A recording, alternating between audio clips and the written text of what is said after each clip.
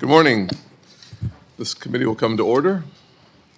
Chair Powell, thank you for being with us today. I appreciate your willingness to have a chat with us about some of the really important issues facing our country. Without question, the Federal Reserve serves a critical role in the function of our government and the global economy. You have the ability to influence markets and directly impact the financial future of hundreds of millions of Americans. That is why the Federal Reserve is supposed to be an independent institution free from politics. But in recent reality, the Fed has been susceptible to political pressure. Take, for example, the Fed's involvement in the Network for Greening the Financial System, a group dedicated to green financing and climate change, which the Fed joined in December 2020 as President Biden was about to assume office. Just last month, the Fed announced that it had pulled out of the organization as President Trump was getting ready to be sworn in. To the American people, this is flip-flopping in the political wind. Too much focus on climate change instead of supervision is consequential. And in March, just 2 years ago, we saw the failure of Silicon Valley Bank. SVB marked the third largest bank failure in U.S. history and the largest since the 2008 financial crisis. And yet not a single federal regulator was held to account. In fact, the FDIC filed a lawsuit against bank executives which accused the SVB of egregious mismanagement, and I agree. How is it that no bank supervisor has faced any consequences? With 30 MRAs and MRIAs that never had timely action at SVB. How can the people who are supposed to be our cops on the beat have not faced any recourse for such egregious failures? I simply don't understand. We must all address the fact that over the last 4 years, the Biden administration and Bidenomics have devastated, decimated, and destroyed hardworking families' ability to support themselves. During Joe Biden's time in office, overall prices rose by over 20%. Energy prices, 34%. Transportation costs, 31%. Groceries, 22%. But that's not all. Thanks to Bidenomics, 2/3 of Americans have less than $1,000 in their savings accounts. But there is good news. Things are going to get better. During his first term, President Trump kept his promises to the American people. In the first 3 years of his presidency, President Trump built the most inclusive economy ever. 7 million jobs created, and 2/3 went to women, African Americans, and Hispanics. It's time to once again make America's economy work for the folks working paycheck to paycheck. Joe Biden broke our economy, and Donald Trump will fix it. For too long, bank regulators have followed a black box regulatory framework with little to no recourse. The FDIC, under President Trump's leadership, recently released never-before-seen supervisory documents which confirmed that Biden's Operation Choke Point 2.0 was real, despite assurances that these unacceptable practices would end following the Democrats' first Operation Choke Point 1.0. We are seeing an unfair playing field that results in disastrous consequences for legal businesses and law-abiding citizens. On one hand, if you were in the private sector and you do your job poorly, you would face consequences, reprimands, suspensions, or even being fired.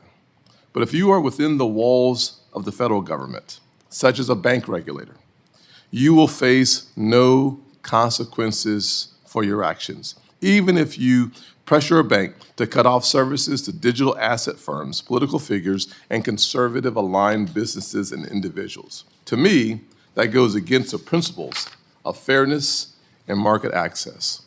Over the last 2 years, as the ranking member of this committee, I have consistently argued that Basel III endgame proposal will raise costs and limit credit access for hardworking Americans.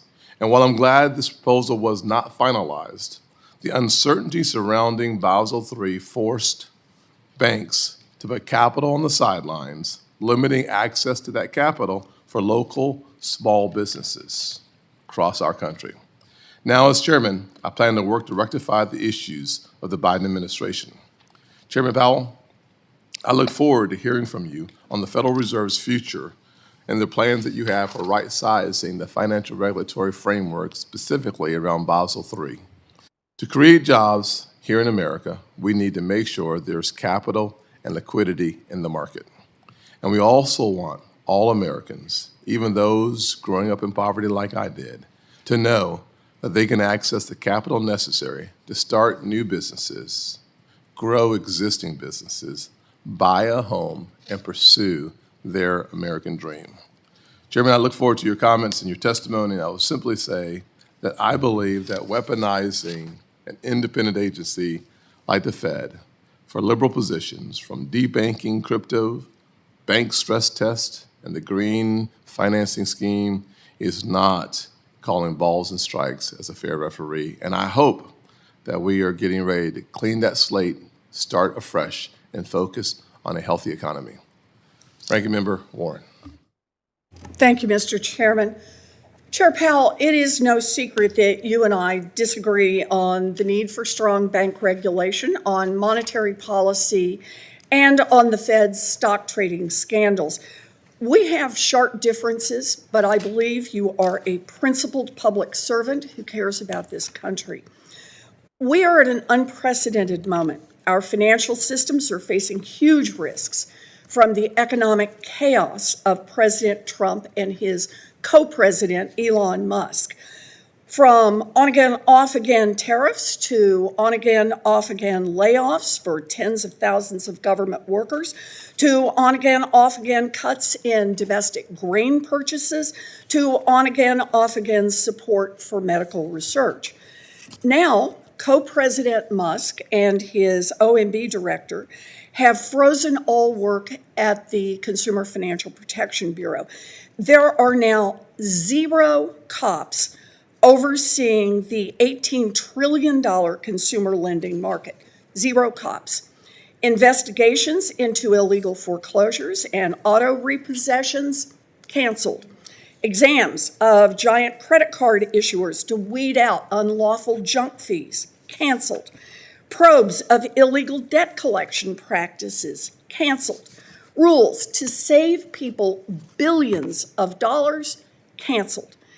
If Musk and his OMB director succeed in killing the CFPB, it's like putting a sign on every checking account, every credit card, every mortgage application, and every car loan. Cops have been fired. Let the scams begin. That is not all. Musk and his Doge crew are also rooting through the Treasury's most important payment systems, the financial plumbing that ensures that billions of payments go through, from Social Security checks to grants for community health centers. No one has verified how they got this access or what they are doing with it. No one has checked whether Americans' financial data has been copied or sold for the personal profit of Mr. Musk. Instead, we've had a series of misleading and conflicting statements by Treasury Secretary Bessent. After receiving public blowback, it appears that Secretary Bessent is now trying to throw the Federal Reserve under the bus.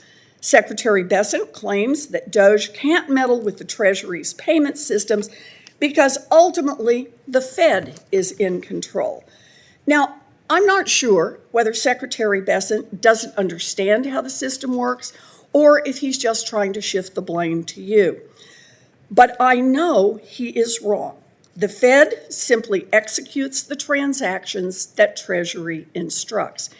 If Elon and his hackers, for example, initiate instructions to choke off payments to their enemies, or if they issue instructions to shut down payment for teachers' aides for kids with special needs, the Fed may have no way of knowing that the instructions were manipulated, and the Fed may have no legal method to override them. Chair Powell, the next 18 months may define your legacy and the country's trust in the Fed as an institution. I expect that you will work with Democrats and Republicans in Congress if Doge's next move is to try to commandeer the Fed's payment system. I also expect that you will not join the conspiracy to shutter the CFPB. Unlike the Treasury payment instructions, you can see if the CFPB's funding requests have been manipulated.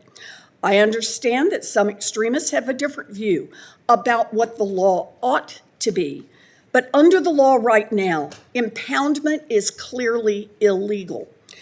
Do not make the Federal Reserve an accomplice to this illegal act and forever sully the reputation of the Fed. Keep the CFPB funded exactly as the law requires. We are in the middle of a crisis as Elon Musk tries to take over our government. But let's also talk for just a minute about your day-to-day job, meeting the Fed's dual mandate of promoting maximum employment and stable prices. It's now clear that the Fed acted too late and let inflation get too high, and then responded by keeping rates too high for too long. These policies made the big drivers of inflation, like housing costs, even worse. And they put Americans' jobs at risk, making it more difficult for them to afford a home and for small businesses to be able to finance their operations. I urge you to move more rapidly to bring down interest rates, beginning with a meaningful rate cut next month. You have proven you can move quickly when it is politically expedient. After President Trump was elected, within the space of just a few weeks, you scrubbed seemingly all mention of diversity and inclusion from the Fed's website. You withdrew from an international central bank group that shares information on climate-related risks to the financial system. You instituted a hiring freeze that will limit the number of cops on the Wall Street beat, and you announced plans to gut big bank stress tests. I can see the immediate political appeal of your strategy, but ultimately it will fail. You will lose good people. Climate catastrophes will continue to mount, and the increasing vulnerability of big banks will threaten our entire economy. Sure, Donald Trump may be happier with you right now, but wading deeper into politics to please him over the long run will burn the reputation and the independence of the Fed and put our entire economy at risk. I urge you, don't fall into these traps. Thank you, Mr. Chairman. Yes, ma'am. Today we'll hear from Chair of the Federal Reserve, Jerome Powell, on the Semiannual Monetary Policy Report to Congress. Chair Powell, thank you for your testimony today, and you are now recognized. Chairman Scott, Ranking Member Warren, and other members of the committee, I appreciate the opportunity to present the Federal Reserve's Semiannual Monetary Policy Report.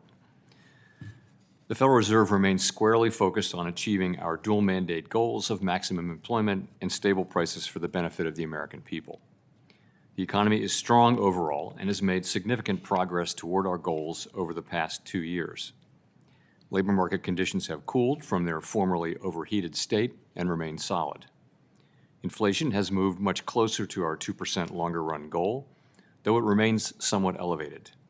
We are attentive to the risks on both sides of our mandate. I will review the current economic situation before turning to monetary policy. Recent indicators suggest that economic activity has continued to expand at a solid pace. GDP rose 2.5% in 2024, bolstered by resilient consumer spending. Investment in equipment and intangibles appears to have declined in the fourth quarter, but was solid for the year overall. Following weakness in the middle of last year, activity in the housing sector seems to have stabilized. In the labor market, conditions remain solid and appear to have stabilized. Payroll job gains averaged 189,000 per month over the past 4 months.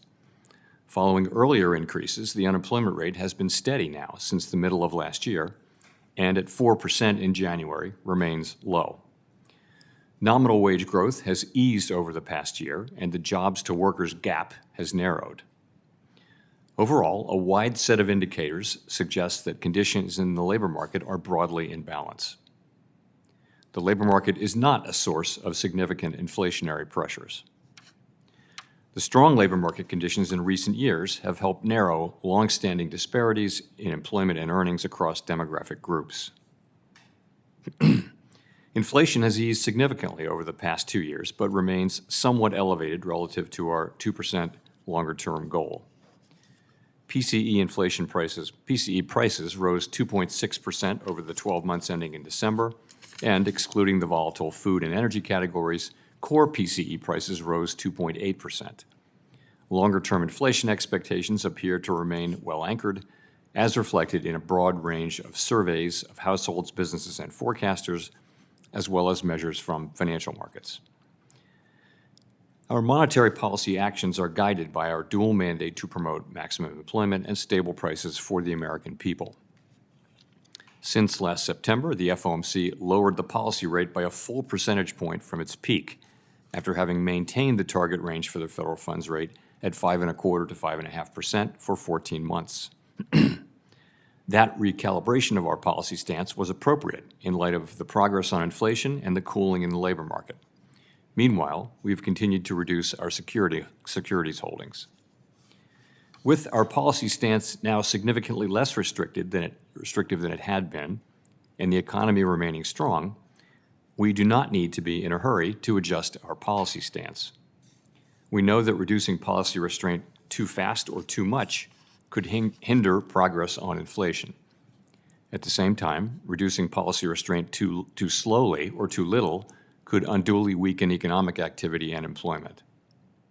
In considering the extent and timing of additional adjustments to the target range for the federal funds rate, the FOMC will assess incoming data, the evolving outlook, and the balance of risks. As the economy evolves, we will adjust our policy stance in a manner that best promotes our maximum employment and price stability goals. If the economy remains strong and inflation does not continue to move sustainably toward 2%, we can maintain policy restraint for longer. If the labor market were to weaken unexpectedly or inflation were to fall more quickly than anticipated, we can ease policy accordingly. We are attentive to the risks on both sides of our dual mandate, and policy is well positioned to deal with the risks and uncertainties that we face. This year, we are conducting the second periodic review of our monetary policy strategy, tools, and communications, the framework used to pursue our congressionally mandated assigned goals of maximum employment and stable prices. The focus of this review is on the FOMC's Statement on Longer-Run Goals and Monetary Policy Strategy, which articulates the committee's approach to monetary policy, and on the committee's policy communication tools. The committee's 2% longer-run inflation goal will be retained and will not be a focus of the review. Our review will include outreach and public events involving a wide range of parties, including Fed Listens events around the country and a research conference in May. We will take on board lessons of the past 5 years and adapt our approach where appropriate to best serve the American people to whom we are accountable. We intend to wrap up the review by late summer. Let me conclude by emphasizing that at the Fed, we'll do everything we can to achieve our dual mandate goals that Congress has set for monetary policy. We remain committed to supporting maximum employment, bringing inflation sustainably to our 2% goal, and keeping longer-term inflation expectations well anchored. Our success in delivering on these goals matters to all Americans. We understand that our actions affect communities, families, and businesses across the country. Everything we do is in service to our public mission. Thank you. I look forward to your questions. Thank you, Chairman Powell. Certainly your words and your actions have a global impact. You have the opportunity and responsibility of leading this country in the right direction economically, and I thank you for your commitment to having a conversation with all of us about how you do that well. You and I had a conversation yesterday. Some of it was frustrating, some of it was illuminating, but in the end, my goal is to make sure that the American people, and specifically those working paycheck to paycheck, have more opportunities to succeed, not fewer. You have said that the Fed is not against innovation, and banks are perfectly able to serve crypto customers as long as they understand and can manage the risks. Yet you have admitted that the threshold has been a little higher for banks engaging in crypto activities. Last week, I held a hearing on debanking and once again heard that federal banking agencies, in particular the Fed, use reputational risk as a tool to encourage the debanking of certain legal industries and law-abiding citizens for political reasons not tied to safety and soundness. Debanking is a top priority for this committee, and it certainly is for me, and one that I believe is a bipartisan issue. Will you commit to working with this committee to end debanking, including working with the new Vice Chair of Supervision, once appointed, to revise the Federal Reserve supervision manuals to remove reputational risk as a tool to weigh in on political topics? I'm happy to make that commitment. Thank you, sir. Accountability is very important. I would like to think accountability is a priority for everyone, especially the Fed, given that failures in Fed supervision can result in the loss of billions of dollars. Yet following the failure of the Silicon Valley Bank, which was in part due to the failures of its regulators to identify egregious mismanagement of interest rate and liquidity risks, we have yet to see any regulators be held accountable. And as you recall, that was a point of my frustration. As a guy who spent a lot of time in the private sector, 15 years running a few businesses, I can tell you that accountability is a necessary part of making the entire organization healthier and perform its job as well as possible. I'm encouraged that the FDIC has begun the process of holding SVB executives accountable. That's good news. But no Fed employee has been fired, put on probation, put on performance improvement plan, all of which would be expected in the private sector, as I just mentioned, for employee failure. Please explain to me why Fed employees are held to a different standard from my perspective than everyone else, and what are you planning to do to take accountability for Fed failures in supervision? So we've actually done quite a lot in response to the events associated with Silicon Valley Bank. So we've done many, many things. In terms of specific accountability, what we found was this was not a case of malfeasance or nonfeasance so much. It was a case of people were carrying out a specific playbook that failed to cause us to act in time for these things. So it wasn't actually particularly fair to the employees to say you violated our practices in some way. That wasn't really what happened. What happened was, I would say, a lot of focus on process and on governance and controls, and not enough focus on basic bread and butter banking, credit risk, liquidity risk, interest rate risk, things like that. So as we discussed yesterday, we took very substantial steps to avoid further spread of those issues, and that was successful. But I understand your point on accountability. This is one of the areas where you see the approach to looking at safety and soundness, and with the number of MRAs and MRAs that went really documented but no action was taken, that leads me to the conclusion that individual employees, supervisors, should have been held account for that. I'll move on, though. In the past, you've supported tailoring regulations so that we ensure banks of different sizes thrive and to preserve our diverse banking system. Will you commit to working with me as chairman to make sure that financial regulations do not impose more burden than is necessary? And I'll say that this comes after a number of conversations with community banks and regional banks that have continued to stress that the cost of the regulatory framework around them isn't just harsh, it's oppressive. Larger banks suggest that the cost per employee for the regulatory framework is $10,000 per employee. I think we can do better, and would love to hear your thoughts on that. Right, first of all, I will commit to working with you on that. We do try to avoid excessive burden. I think it's fair to take a fresh look frankly, on debanking. I think we all see, both in your hearing and in the one on the House side, we hear a lot of people talking about that. And, it's time to take a fresh look, I think. We don't intentionally do these things, but sometimes regulation leads things to happen, and we need to be working on that. I appreciate that, and I'll turn it over to the ranking member. I'll say this, after having a number of conversations with CEOs of banks around the country, one of the things that was made clear to me with specific statement from these CEOs is that the regulatory OCC and other regulatory agencies said specifically to debank certain industries, and that is the point that I'm making, and one that I think we have to solve. If it's legal in America to do business, we should do our part to make sure that they're banked. Thank you, Mr. Chairman. So over the weekend, Co-President Musk and Acting Director Vogt effectively shut down the CFPB.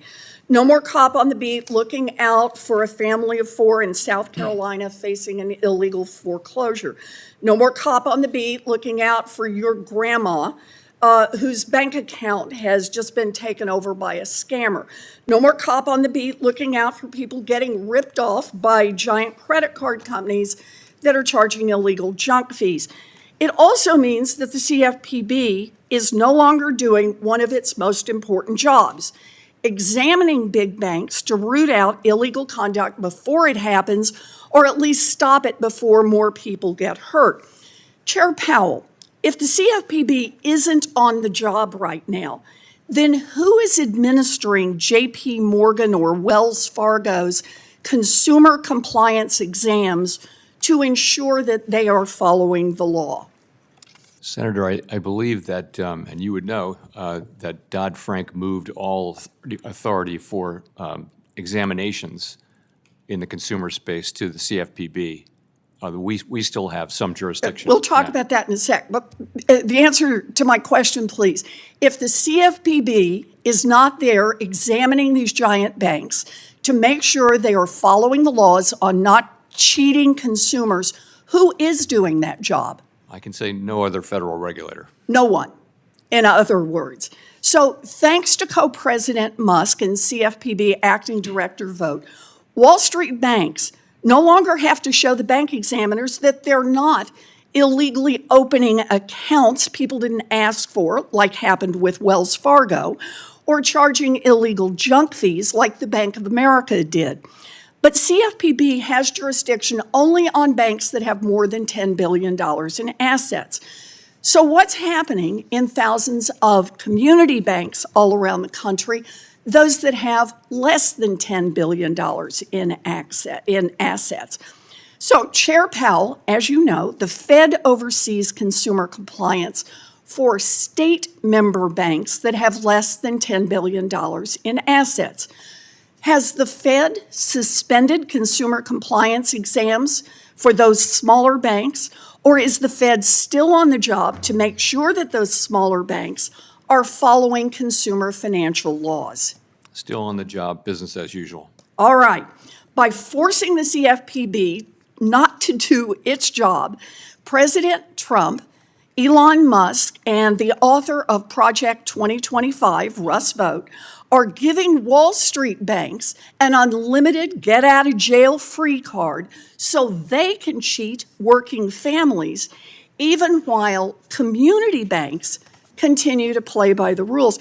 You know, for any Americans who have money deposited at JP Morgan or Wells Fargo or any other of the giant banks, they should now know that there is no one on the job to make sure that those banks are not scamming you.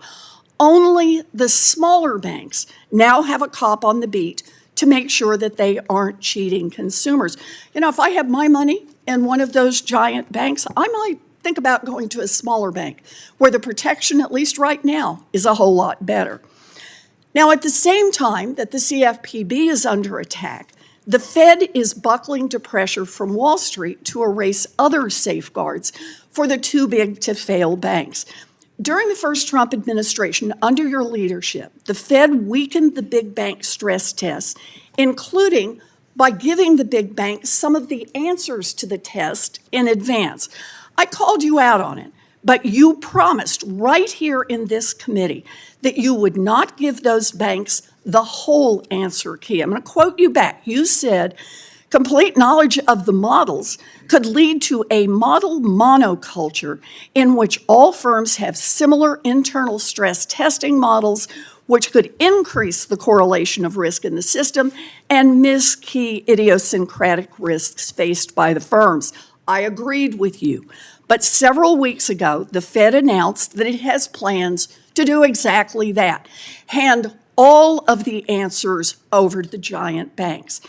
Chair Powell, why is the Fed about to propose a rule that directly contradicts your own testimony and, in your own words, would render the stress tests toothless? Senator, in essence, because the ground has shifted very substantially in administrative law, and we actually want the stress test to remain resilient to that, and so we're making changes to accomplish that. Well, the changes are changes you've identified earlier as making those tests toothless. Look, the big banks are going to juice shareholder payouts and leave this economy more vulnerable to a crash. The Fed is knuckling under to bank lobbyists. We know how this ends. People will suffer. Wall Street will get bailed out. I urge you, Chair Powell, to serve Main Street instead of Wall Street. Don't weaken these rules. Thank you. Senator Rounds? Thank you, Mr. Chairman. And Mr. Chairman, thank you for coming before the committee. I appreciate the opportunity to visit with you. I've got a series of questions, but I would like to give you an opportunity, if you would like.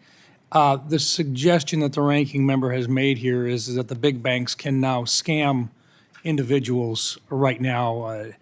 Any change in the laws regarding how they're supposed to be treating the individual consumers out there or anything along that line? Law changes? No, I'm not aware of any Any law changes in any rules that they would have to follow? Not that I'm aware of. Are they still audited, and do they still have the regulators in watching all of their businesses just as they did before? Well, they'd have all the regulators except for the CFPB. Very If in fact, in the hypothetical, the CFPB weren't carrying that out. Anything else you'd like to add before we move on? No, I'm good. Thank you. Thank you, Mr. Chairman. As we continue to prioritize the stability and the resilience of our financial system, the ongoing Basel III rulemaking process has remained front and center in shaping our regulatory framework. I guess I was rather outspoken with my opposition to the original proposal, and further work was stalled at the end of the last year. I guess my question for you today, sir, is could you provide an update on the Federal Reserve's progress in finalizing the Basel III Endgame rulemaking process? I'd be glad to. So we remain committed to completing Basel III Endgame. We think it's good for U.S. banks, it's good for our economy that there be a global standard beneath which foreign banks can't fall. And that was one of the big ideas behind the whole Basel Committee approach. So where it sits now is we await leadership arriving at the OCC and the FDIC, and that seems to be happening. And when that happens, we're going to sit down with them and work our way through to a Basel III Endgame proposal. And I think we can do this reasonably quickly, one that is compliant, consistent with the Basel requirements, and also consistent with what other large jurisdictions are doing. I'm optimistic that we can do that fairly quickly, and we're committed to doing that. We always wanted our banks to be competitive with European banks, and I'm just curious, the original proposal that was in front of you, and I'd like your thoughts on this, it was estimated to increase our bank's capital by 19%, which I think may very well have created a potential disadvantage within the U.S. institutions versus our European counterparts. With any new proposal, what's your thoughts? Would you make a commitment that this would be a neutral approach with regard to capital? The main commitment I'll make is we'll work together with new leadership at the other banking agencies to do something. But that's certainly, I've said many times in this committee that I think that the level of capital in the largest banks is about right, and so it'll shake out somewhere in that area, I would guess. Our expectation would be, and the markets would expect that it would be neutral with regard to capital. In that range, but I want to defer to our new colleagues and get their views as well. But that's a good starting place. Okay, thank you. The Federal Reserve's partnership with the U.S. Treasury plays a central role in supporting our nation's payment infrastructure, which processes a vast range of daily transactions, from federal benefit disbursements to debt obligations. Could you outline the Federal Reserve's role in supporting and managing the Treasury's payment systems, including how the Fed works to keep these systems secure, efficient, and capable of handling the government's high volume of daily transactions? So it's a complicated set of arrangements, and I'll try to summarize quickly. Effectively, Congress authorized spending, and then the agencies carry out those spending orders. And when the way they do that is they send an order to pay a payee, a recipient, to the Treasury Department. Upstream, before it gets to the Fed, all of these decisions are made about, is this an appropriate order? Is this payee on the don't pay list, and all those things.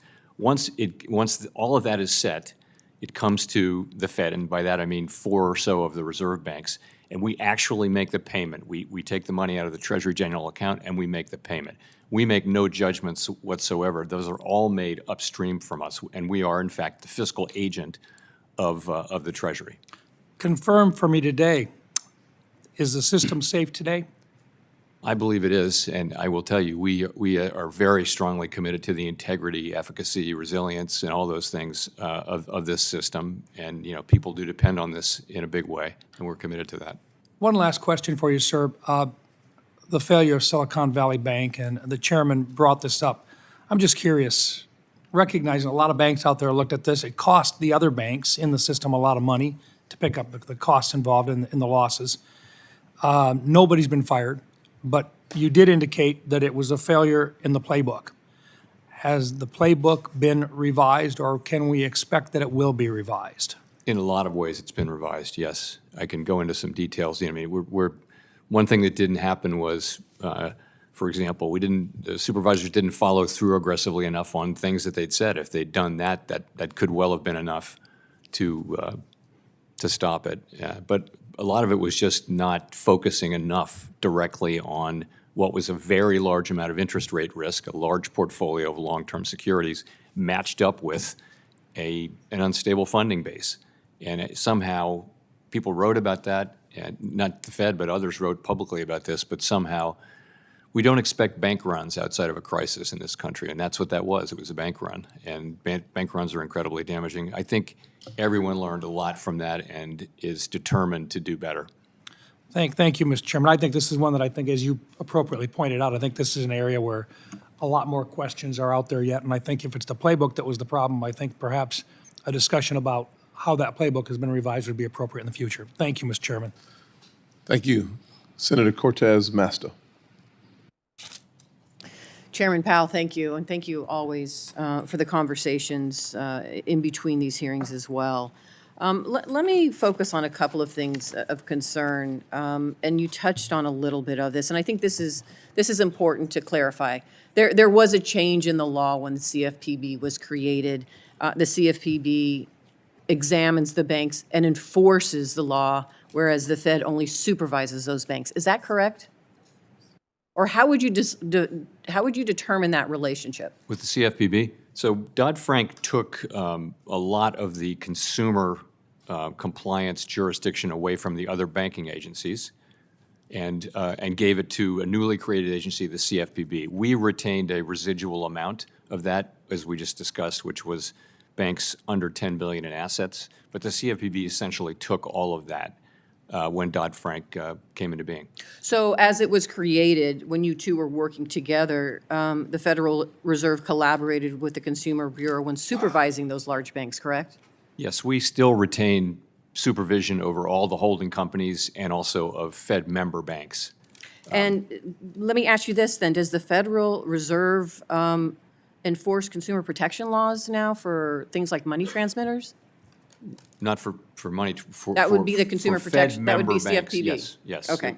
That's And right. so when we're talking about collaborating with the CFPB for financial technology firms, what would the Fed Reserve now do that if the CFPB, if the hypothetical is the CFPB no longer exists, what would be the Fed's role right now with respect to technology firms? We don't have jurisdiction over, we have jurisdiction over banks and some And financial that's market it. utilities. So let me ask you this, because I know there's a number of Nevadans who file consumer reports of concerns about fraud and predators with the CFPB. The Fed Reserve doesn't receive those reports, correct? No, I don't believe so. And you have no role when it comes to consumer protection like the CFPB does, correct? Unless you're a Fed member bank that has 10 billion or less in assets, then we have jurisdiction Right. on a So there consumer. is a gap. If the hypothetical is true, and what we're hearing, that the CFPB is being shut down, there is a gap, what we're hearing, in enforcement out there, and particularly when it comes to consumer protection. Is that, would you say that's true? Yes, for all banks that we don't Yeah. supervise. And I think that's the concern we're all having right now, is this concern of when we're looking to streamline government. And listen, I'll be the first to tell you, there's a lot of bloat. We need to streamline it. We need to address regulations and overreach. But there's a strategic way to do it, and not this burn down the house that is going to harm people across the country, including in my state, those Nevadans that are looking for some sort of enforcement around consumer protection law. So that's what you're hearing from many of us on our side of the aisle here. Can I just very briefly add that we do have some residual enforcement authorities, but what we don't have is examination authority, and for the banks that the CFPB supervises. Thank you. Let me ask you this, and we talked about this over the phone, and I understand it may be difficult to answer this, but the Federal Reserve Board members have been clear that future interest rate cuts are unlikely to happen despite the strong economy. But there are folks in my home that are in my state that are waiting to buy a home. And we know that's still an issue, the high prices right now for home affordability. You add the interest rates to it, it is a problem. So do you think it's most likely that interest rates will remain above 6% for this year, or can you even address that? So overall, the economy is strong, growing 2.5% last year. The labor market is also very solid. Unemployment at 4%, quite a low level. Inflation last year was 2.6% for the year. So we're in a pretty good place with this economy. We want to make more progress on inflation, and we think our policy rate is in a good place, and we don't see any reason to be in a hurry to reduce it further. As it relates to housing, so it's true that mortgage rates have remained high, but that's not so directly related to the Fed's rate. It's really related more to long-term bond rates, particularly the Treasury, the 10-year Treasury, 30-year Treasury, for example. And those are high for reasons not particularly closely related to Fed policy. They may remain high. I think, once we lower rates and kind of rates return to a lower level, mortgage rates will come down. I don't know when that'll happen.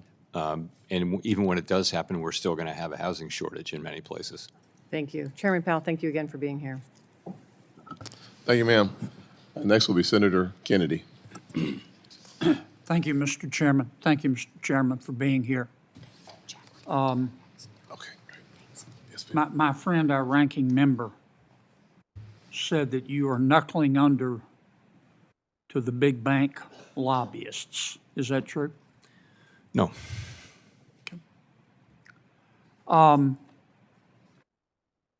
It seems to me that the big picture should not go unnoticed. Do you recall a year or two ago when inflation was raging? I think its peak was about 9%. Many economists and other experts, based in part on history, said that you were going to have to provoke high unemployment and put our country into recession in order to get inflation down. Do you recall that? Very, very well. Are we in a recession? We are not. Would you, as an American, trade places right now with Germany in terms of the economy? No, I sure wouldn't. How about China? No, wouldn't trade places. How about France? No, thanks.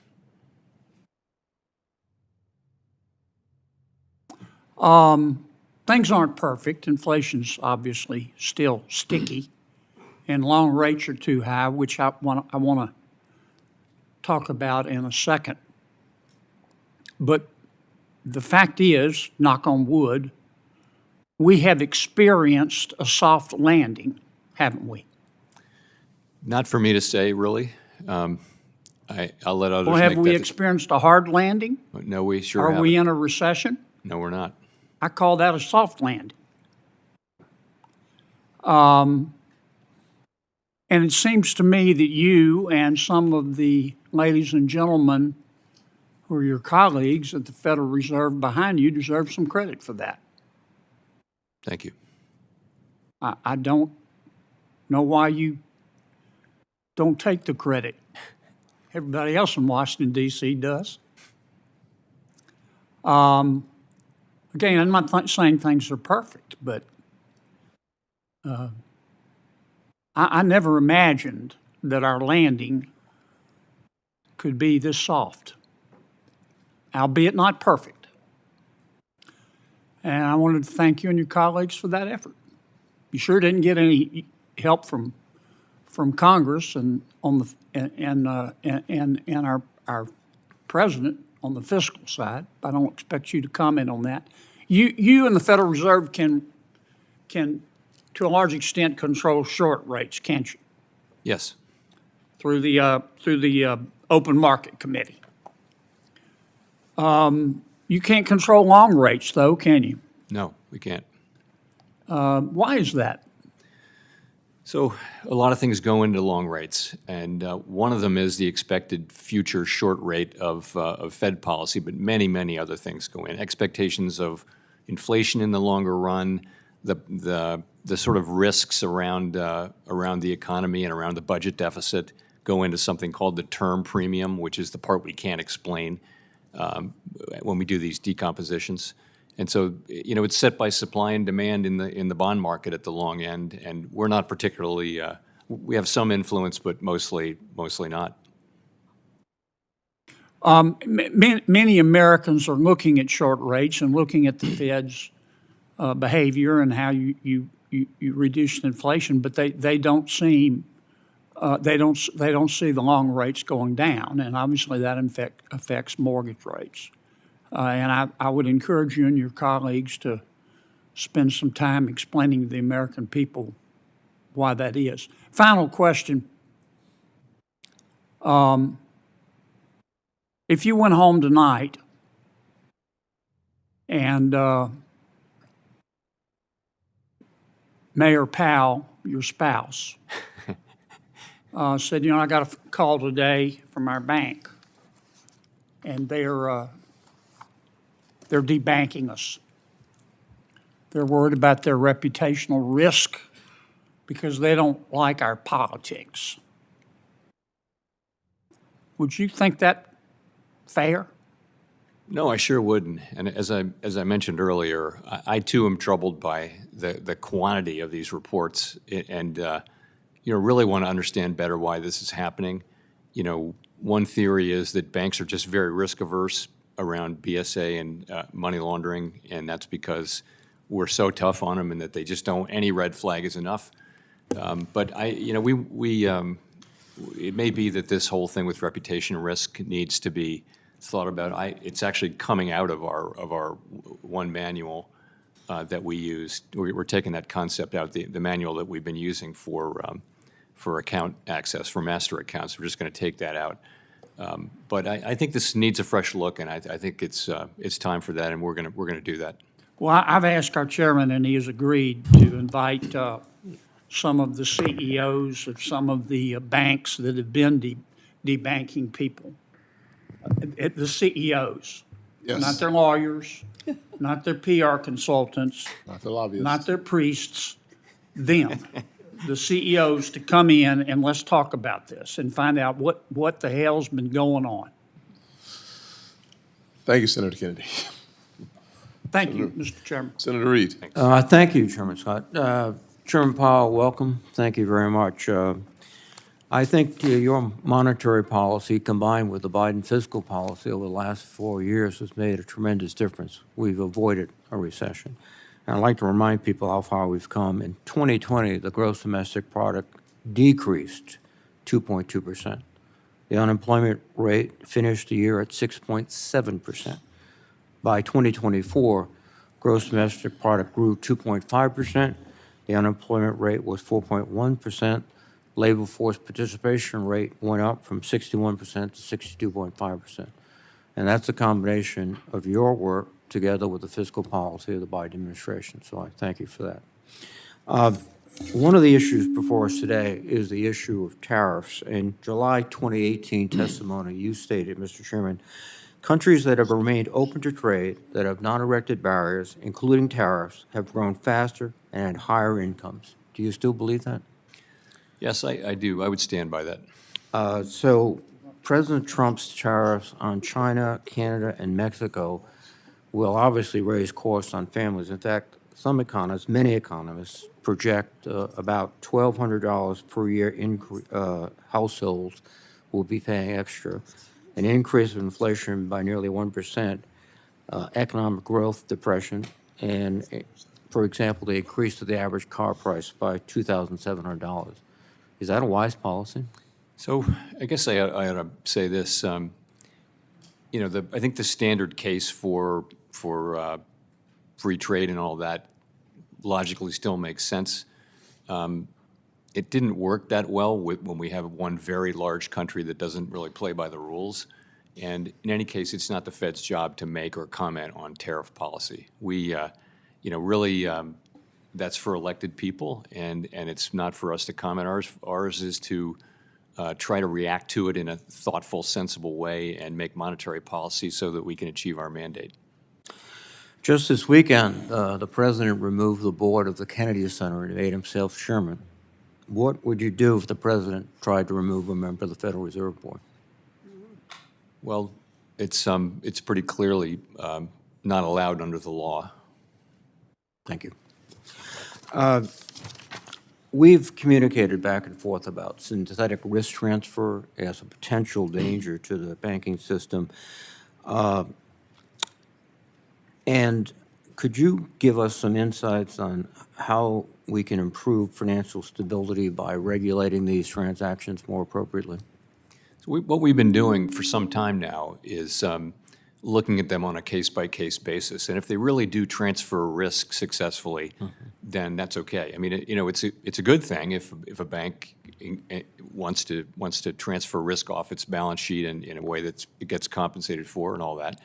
But what you want to make sure is that the risk is really transferred, and that was the problem during the global financial crisis, was sort of things that appeared to but did not accomplish a transfer of risk. So we see this coming, and we've been looking at these transactions on an ongoing basis. Well, I commend you for that. In fact, what happens typically is the transaction becomes complicated by synthetic risk transfers, as it was the case with synthetic derivatives. So thank you for your attention to that. We've talked about housing. It's absolutely critical everywhere across the country. We're in a housing shortage. Of course, while housing is difficult, two of the mainstays of our housing market are Fannie Mae and Freddie Mac, helping to support home ownership. Does the federal guarantee backing Fannie and Freddie help make mortgage rates more affordable and home ownership more accessible, Mr. Chairman? I imagine it does hold down mortgage rates, the fact that they're a sovereign risk. And how important is the 30-year mortgage to ensure that families can afford a home? In our housing market, the 30-year mortgage is very important. Yeah. And I have heard some discussions about eliminating Fannie Mae and Freddie Mac, which would be detrimental, I presume, to the housing market. That's really a question for you. I mean, putting them back in the private, putting housing finance back in the private sector has some appeal over the longer run, but I leave that with you. Thank you, Mr. Chairman, very much. Appreciate it. Thank you. Senator Ricketts. Well, thank you, Mr. Chairman and Ranking Member, for holding this important hearing, and thank you, Chairman Powell, for being here today to talk about our economy and all the things that are going on. I want to address, again, something that the Ranking Member started talking off about, which was characterizing the CFPB as being the cop on the beat here.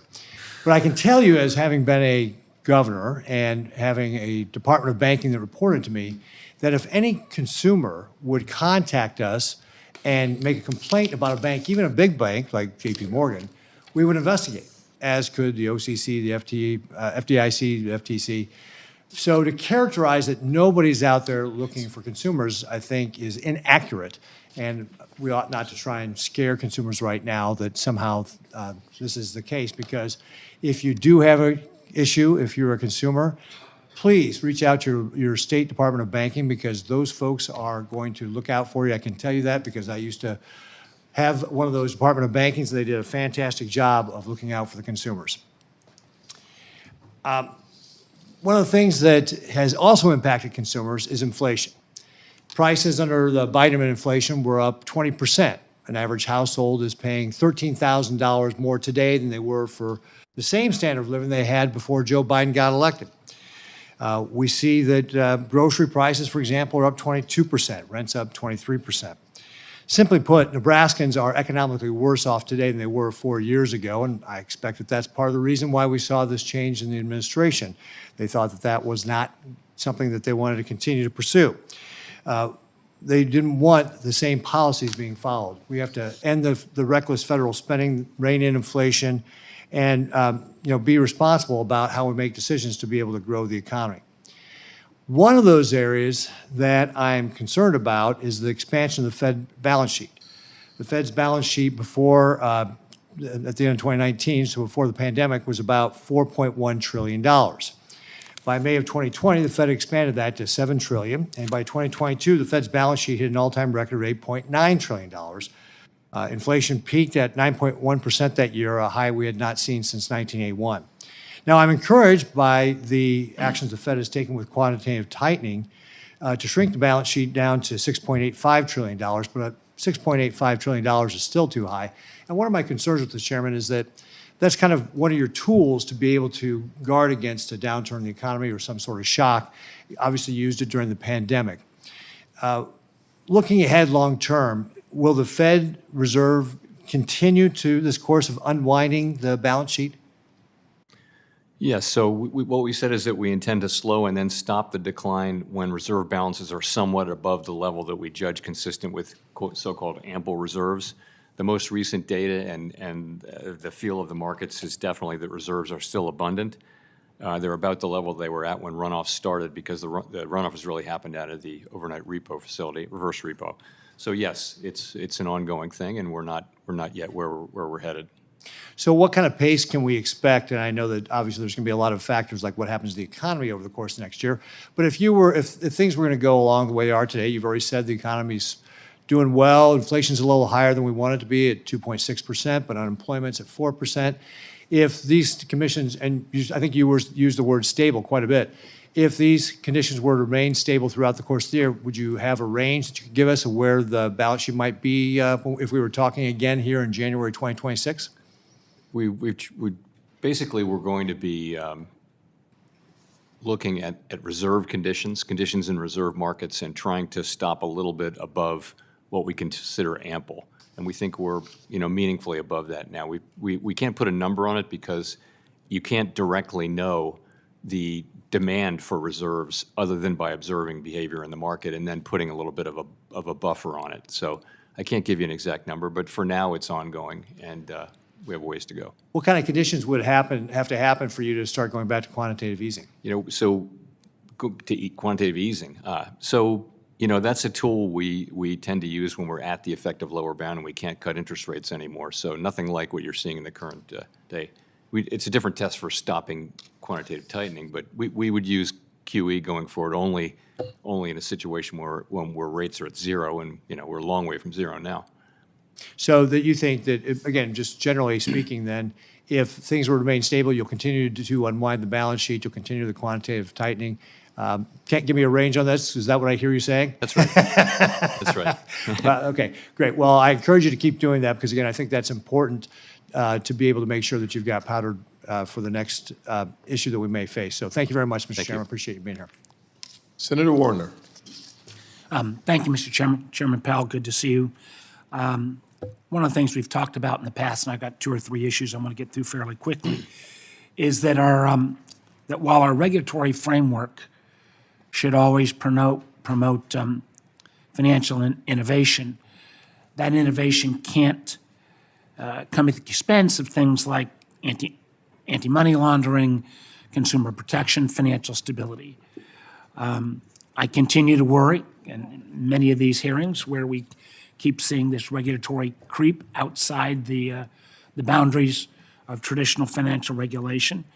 I think if we were starting a system from scratch, few of us would design it this way.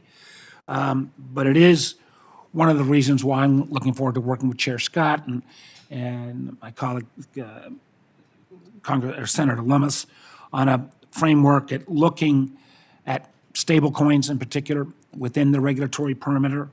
I know my friend Bill Hagerty just introduced a bill in this area. I'm looking at trying to make sure we get those guardrails put in place, and how it touches the Fed is something that's terribly important to me. I know you and I have talked in the past about the notional idea of same activity, same regulation in the non-bank sector. If you'd like to wax briefly on this question around stablecoins and how we think about them in the same point of, if they are similar to other activities, should they not have the same regulatory structure?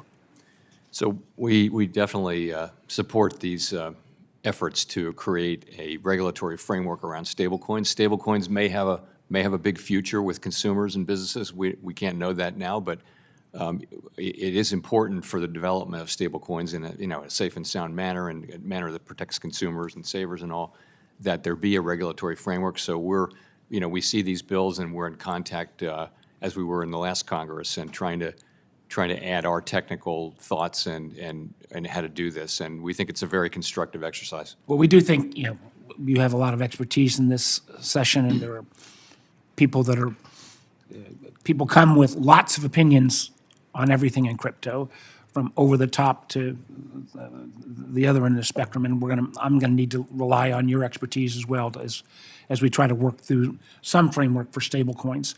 I know there are a lot of earlier questions on CFPB. I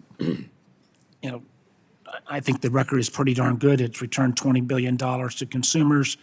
Matter of fact, the last time we had the previous chair here, Chair Rohit, Ms. Chopra, we were talking about $55 million to Virginians. I do have to mention this more for my colleagues. Tim Kaine and I did a teletown hall last night. Lots of things happening in Virginia. Normally, we would get maybe 3,000, 5,000, 6,000 folks on a teletown hall. We had 60,000 last night. I have not seen anything like that in my time up on here on the Hill, and a huge amount of concern about what the Doge boys are doing, whether our information is safe, whether privacy is protected. I had one lady say, in light of what was happening at CFPB, and while there's not a direct connection, she's saying, is her deposits at her bank safe?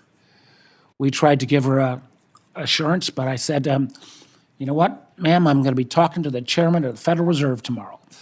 And with this diminution or shuttering, at least at the time being, of the CFPB, can I tell, I believe her name was Mary, can I tell Mary from Virginia that her bank account is safe?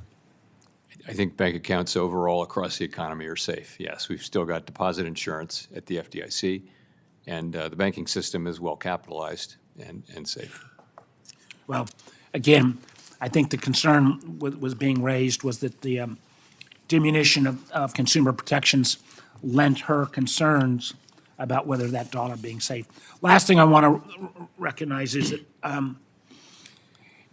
there's been reports in the media about the thinness in the treasury markets, the number of additional bonding that we're going to have to do, particularly with so many of these unpaid tax cuts.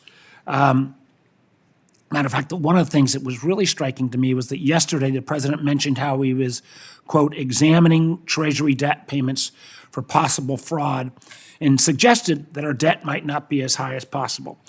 We all understand the full faith and credit of the United States is based upon a reputation.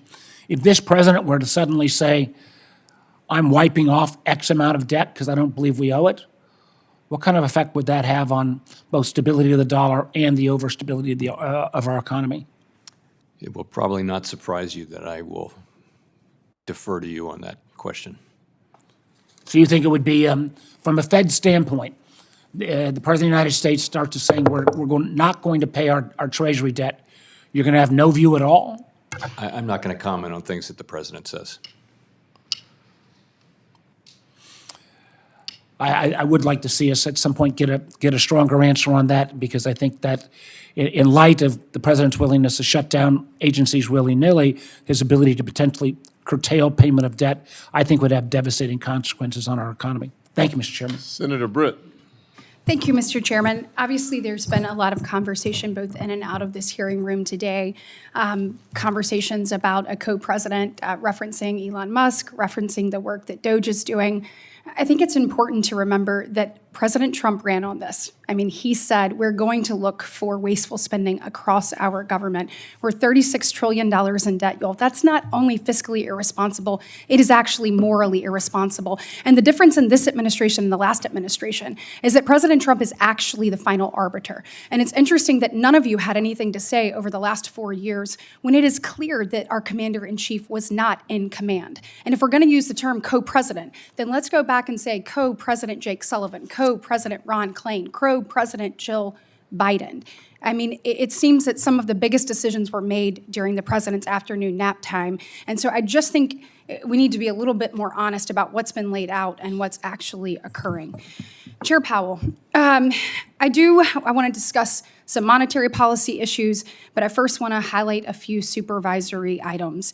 We unfortunately started 2023 with several bank failures in which the Fed itself admits its supervisors were, quote, too slow to ask. The question has been asked earlier about who was fired, who was not. I think that there's some real merit to having accountability that we have not seen there.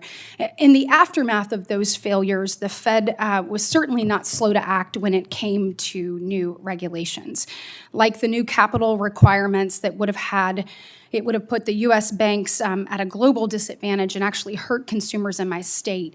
The way I look at this is the world came up with a gold standard, and then Vice Chair Barr said, hold my beer.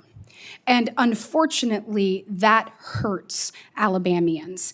In addition to that, we had Community Reinvestment Act and stress testing frameworks that were basically adopted in secret.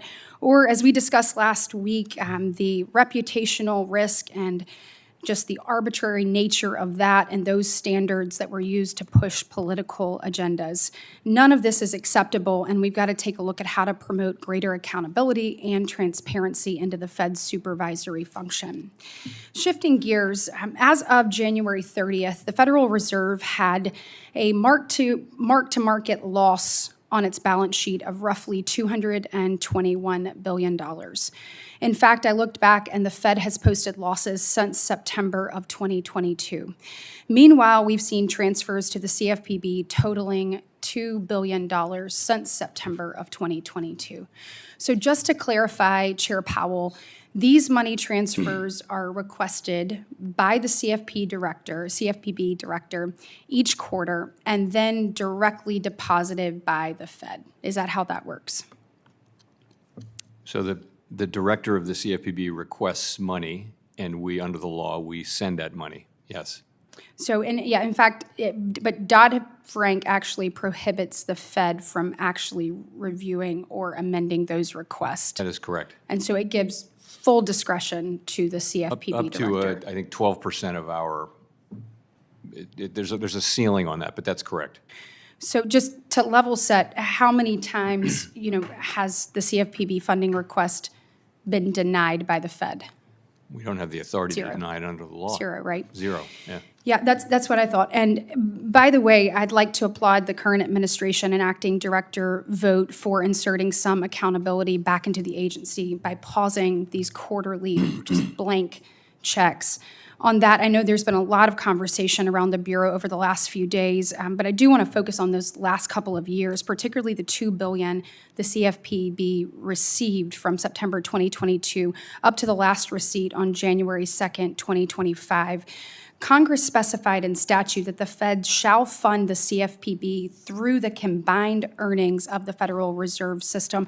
However, as I mentioned, the Fed has no current earnings.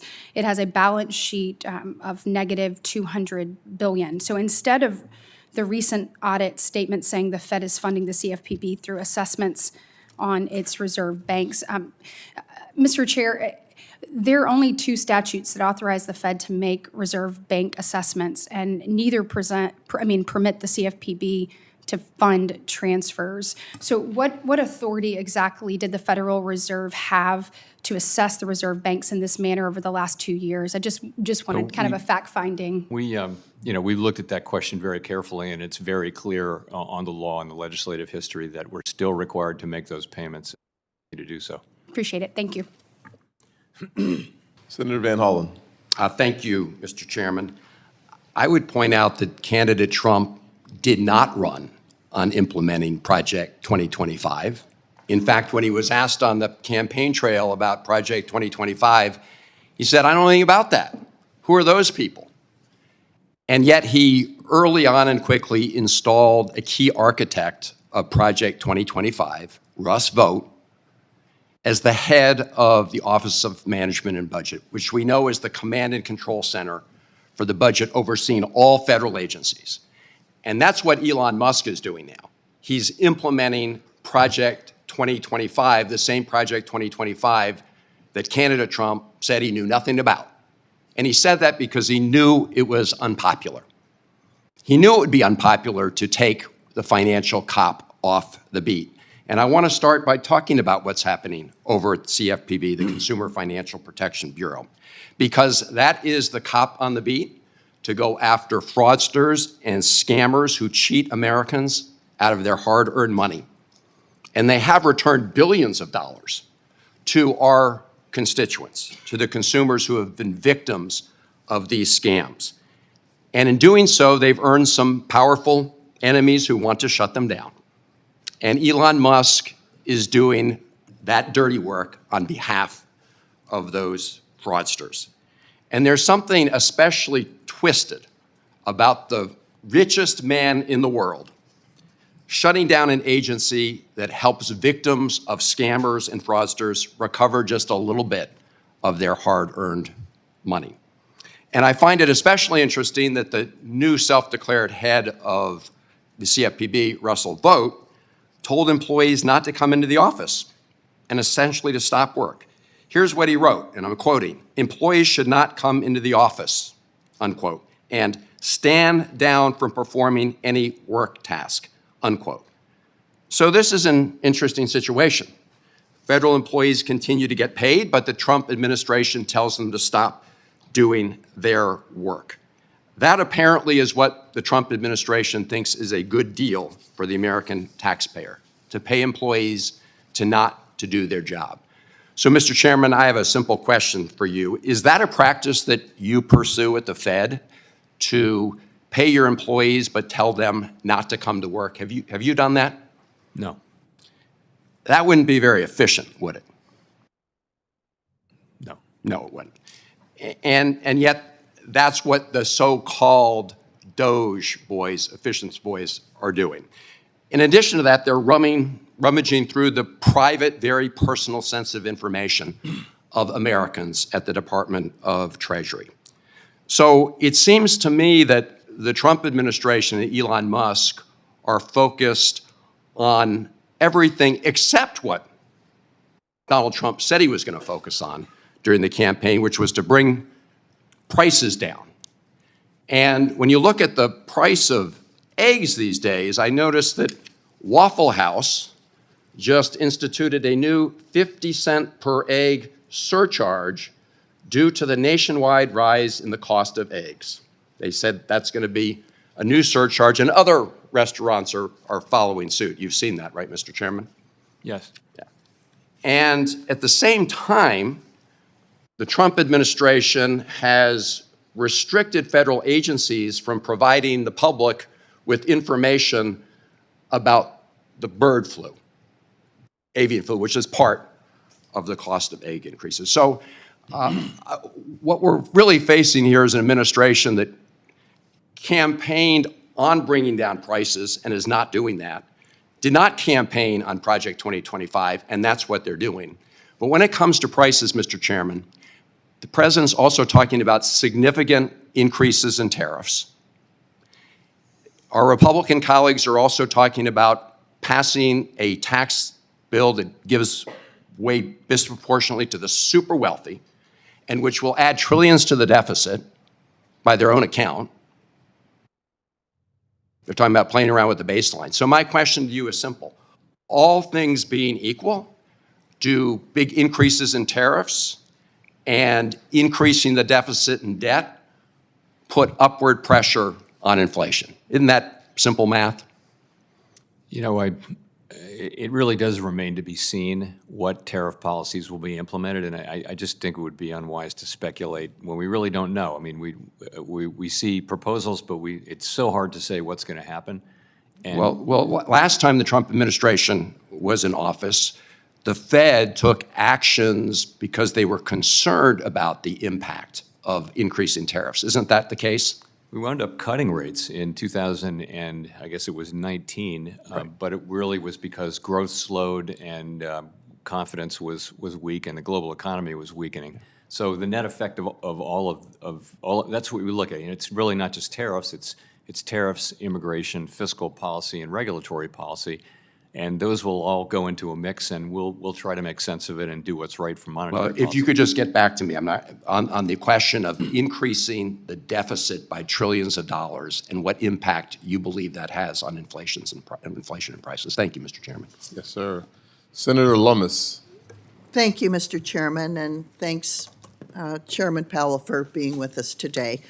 I think you're aware of what direction my questions will take. They will be focused on the bank supervision function of the Fed. And I'd point out that when you and I were toddlers, 1956, the chairman of the Fed at the time, William McChesney Martin, said that the Federal Reserve Board is an agency of the Congress. Ben Bernanke said something similar in 2013 when he told Janet Yellen that, quote, Congress is our boss. Do you agree with that statement? Yes, the way I always say it is that our supervision, our accountability runs through the legislative branch, not through the executive branch, as it does in many other forms of government. Thank you for that, because I wouldn't have guessed that that was going to be your response. The way that the Fed has behaved for the last 4 years in its relationship with the U.S.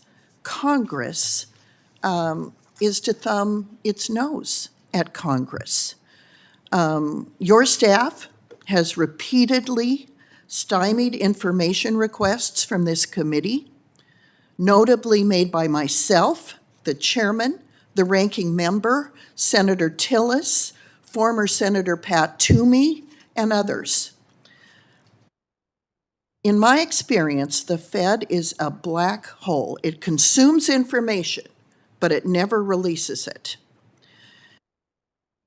Your fellow governors have personally misled me on at least 2 occasions with respect to Wyoming and digital assets.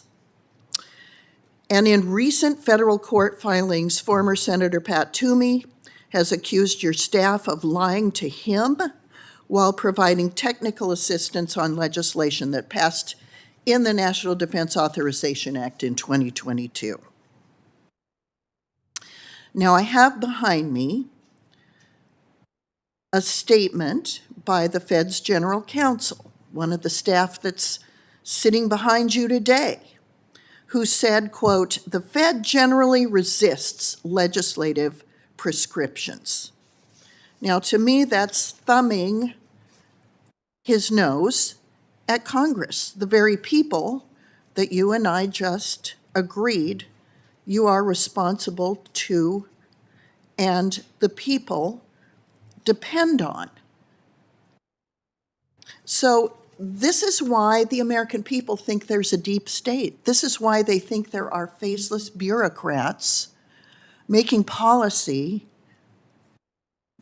to hurt the very people of this country. Just look at the mess the Fed made of Silicon Valley Bank. And I contend that there is a lack of understanding that is deliberate on the part of the Fed with respect to digital asset policy. So the Constitution says Congress is your boss, but somehow your staff have not gotten that message. So, Chairman Powell, do you commit on behalf of yourself and the Federal Reserve staff to comply fully with all document demands issued by this committee in a timely manner? Sure. Will you instruct your staff to be complete in their responses and not to obstruct the oversight functions of this committee? You know, we always work with the committee to be responsive to your requests.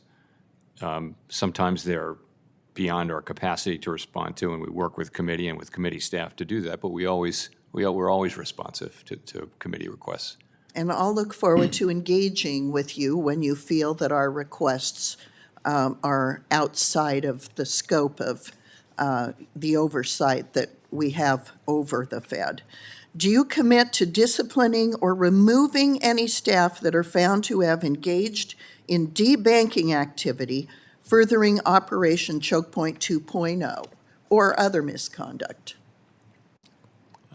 I can't make an open-ended commitment to remove anybody, but I will tell you that I am struck, and my colleagues and I are struck by the growing number of cases of what appears to be debanking, and we're determined to take a fresh look at that.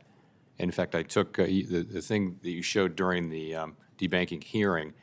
When I saw that, we're now taking that out of the manual. So I thank you for that. Thank you, Mr. Chairman. My time's up. Senator Smith?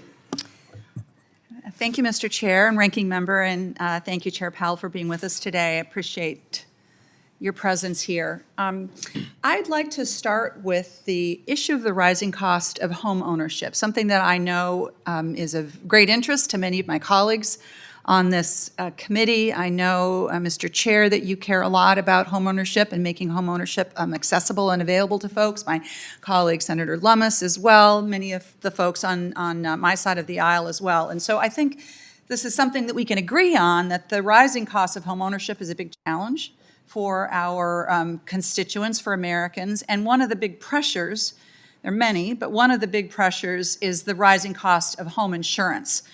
In Minnesota, families, seniors are struggling to manage a nearly 40% increase in home insurance rates. We've seen this over the last 7 years or so. And I know, Chair Powell, that you've told this committee in the past that that rising cost of buying insurance for your home has been a source of inflation as we've been trying to manage inflation.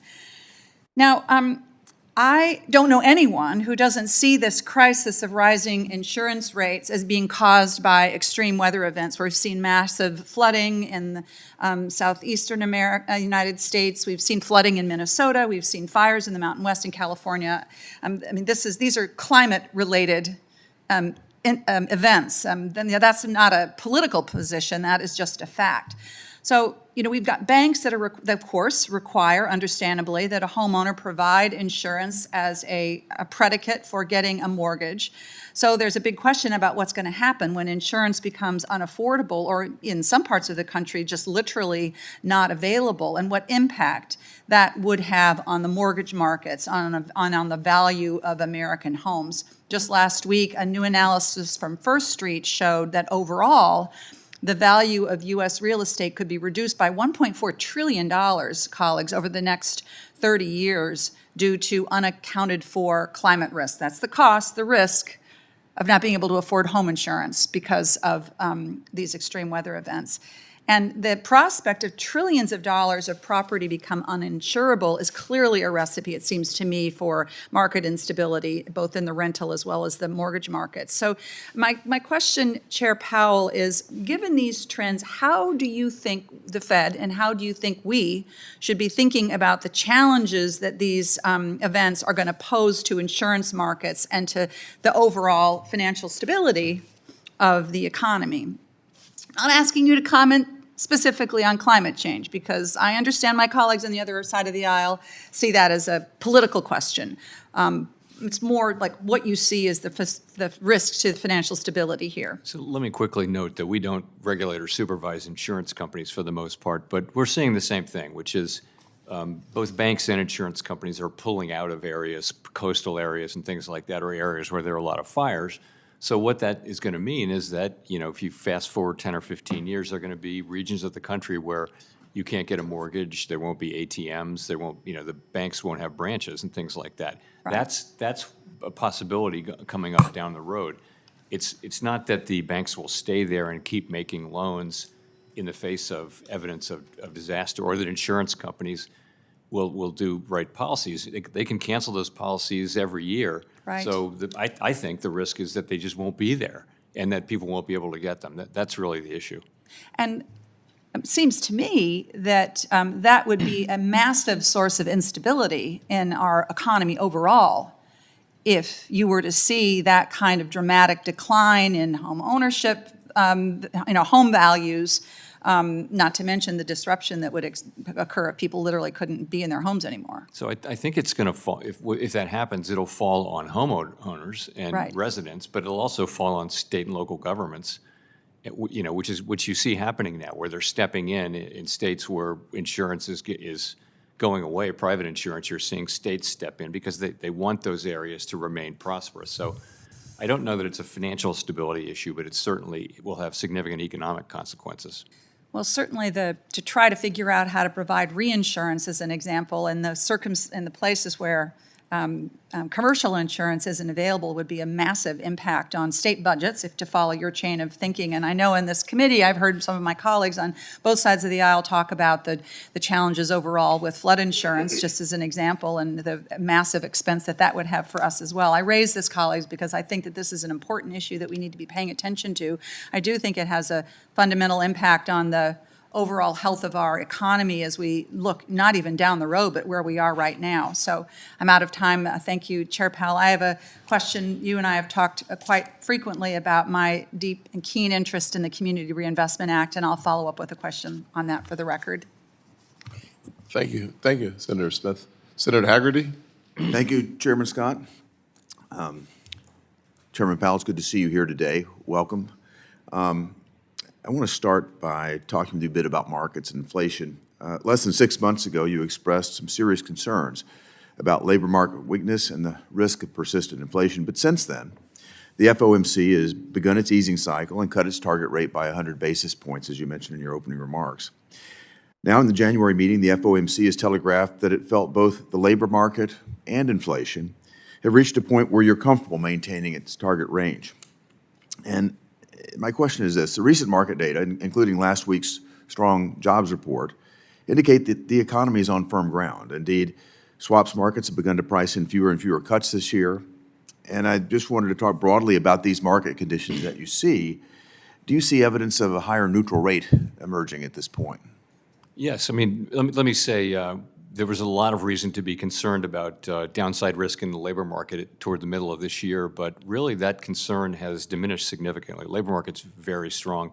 I think the evidence is, my own view, and there are many different views on this, but is that the neutral rate will have risen meaningfully. Very hard to be precise about it from what it was. It was clearly very, very low before the pandemic. Extraordinarily low, historically so. But yes, I think it's moved up, and many of my colleagues on the FOMC feel that way too. It certainly seems that way. I'd like to turn now to what seems to be a very popular topic right at this point, and that's the CFPB. In your response to Senator Britt's question earlier, you confirmed that when the CFPB submits quarterly funding requests, the Fed is not in a position to exercise any discretion over what the funds are used for. Is that correct? As long as it's compliant with the law. it just strikes me that the Fed is not in a position to hold the CFPB accountable for what it does or how it spends its money. Congress hasn't been allowed to hold the CFPB accountable for what it does or how it spends its money. It looks like no one has been able to hold the CFPB accountable at all. And now I hear, complaints coming from every corner, particularly from the other side, complaints about the excessive delegation of authority to a Republican CFPB director when this entity was intentionally created to be wholly unresponsive to elected officials. So I just find that quite rich. Before I close, I'd like to come to a point on climate, and particularly the Fed's forays into climate activism that have taken place over these past 4 years and the recent retrenchment that we've seen. It's one thing for the Fed to disassociate from its past climate activism in a press release, but to credibly claim that it's divorced itself from partisan climate policies, the Fed needs to do more than just issue statements. It needs to actually end its climate policies.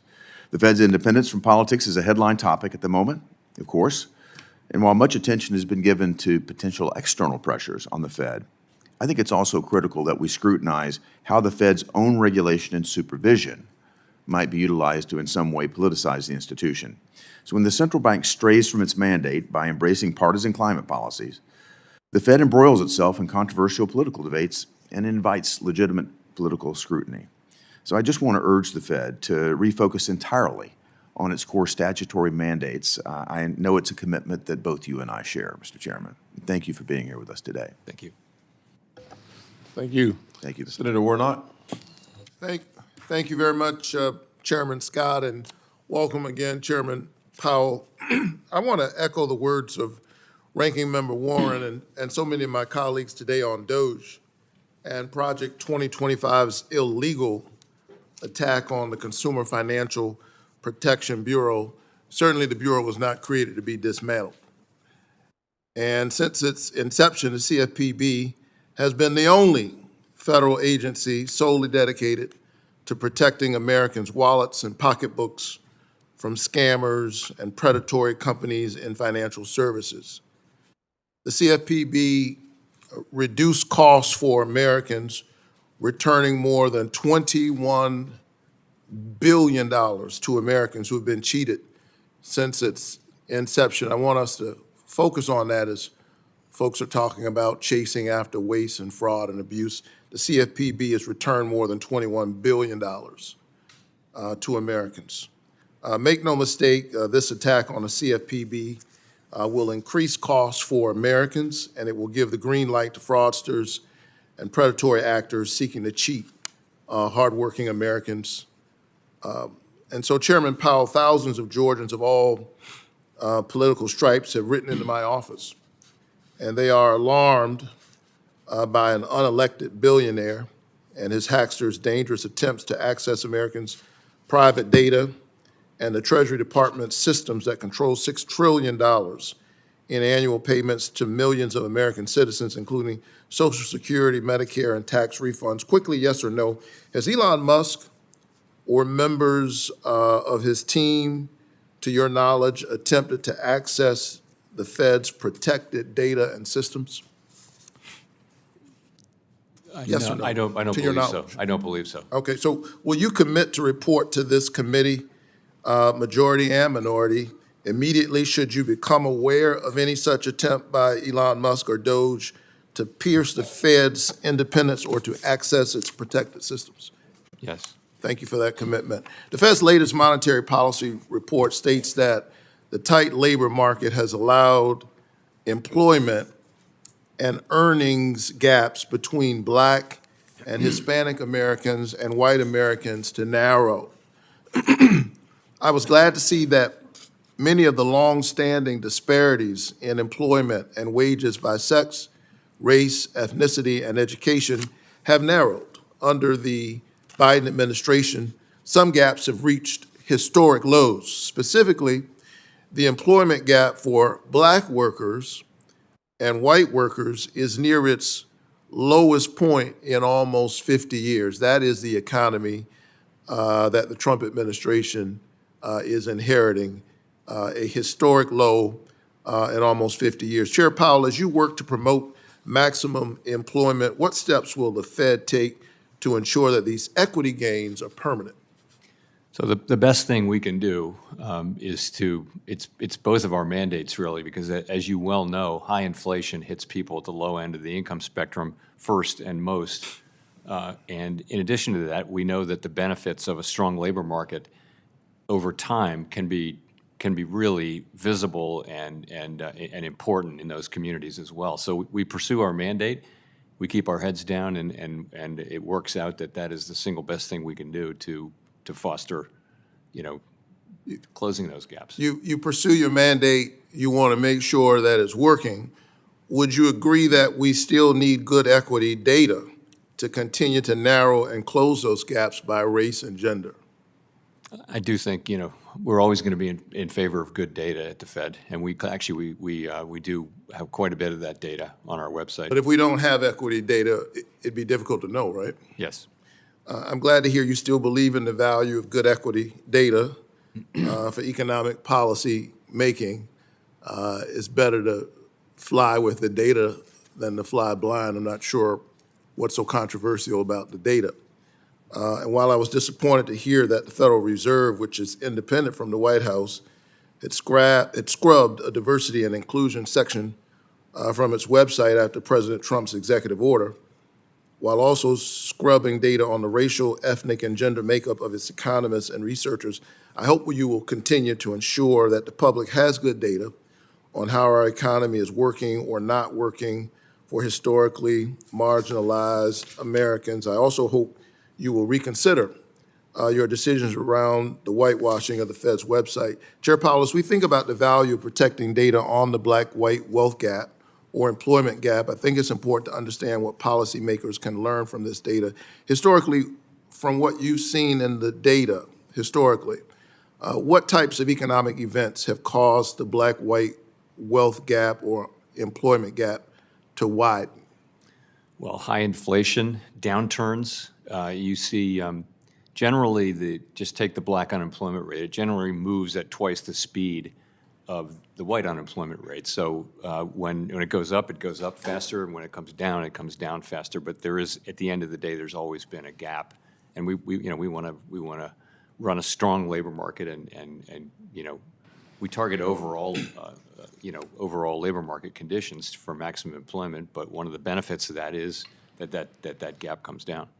Thank you so much. We all know that fully deregulating our financial regulators like the CFPB, firing bank examiners at the FDIC, or weakening the Fed's supervisory capacity makes an economic shock or recession more likely. We know that this disproportionately impacts Black and Hispanic workers, and there are real consequences to weakening and eliminating financial regulations that keep us safe. Working people are the ones especially who suffer. So thank you so much, and I look forward to continuing to work with you to close these gaps. Senator Banks is next. Thank you, Mr. Chairman. Chair Powell, thank you for presenting your report to the committee today and for coming to meet with me last week in my office as well. The Federal Reserve has enormous power over Americans' ability to work and earn a living. And the Fed's interest rate decisions have an especially big impact on industries like manufacturing, which depend on big investments. Chair Powell, the Fed's data on manufacturing is still holding up nationally, but it doesn't look very good in the Chicago region, which includes most of my state in Indiana. The Beige Book says manufacturing jobs are declining and fewer people are buying manufactured products. It also says that steel demand is at a low level, auto production has slowed, and machinery orders are down. What does that say about the rest of the country? When manufacturing in the heartland slows, does that signal trouble for industries in other parts of the country?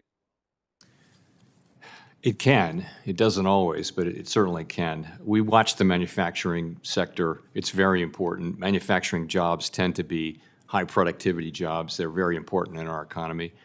But I would say over the last couple of years, manufacturing was pretty weak during years in which we had high GDP overall. Manufacturing is a smaller proportion of the economy than it used to be, but it's still extremely important. Senator Reid asked you why free trade doesn't work when one of the giant players doesn't abide by the rules.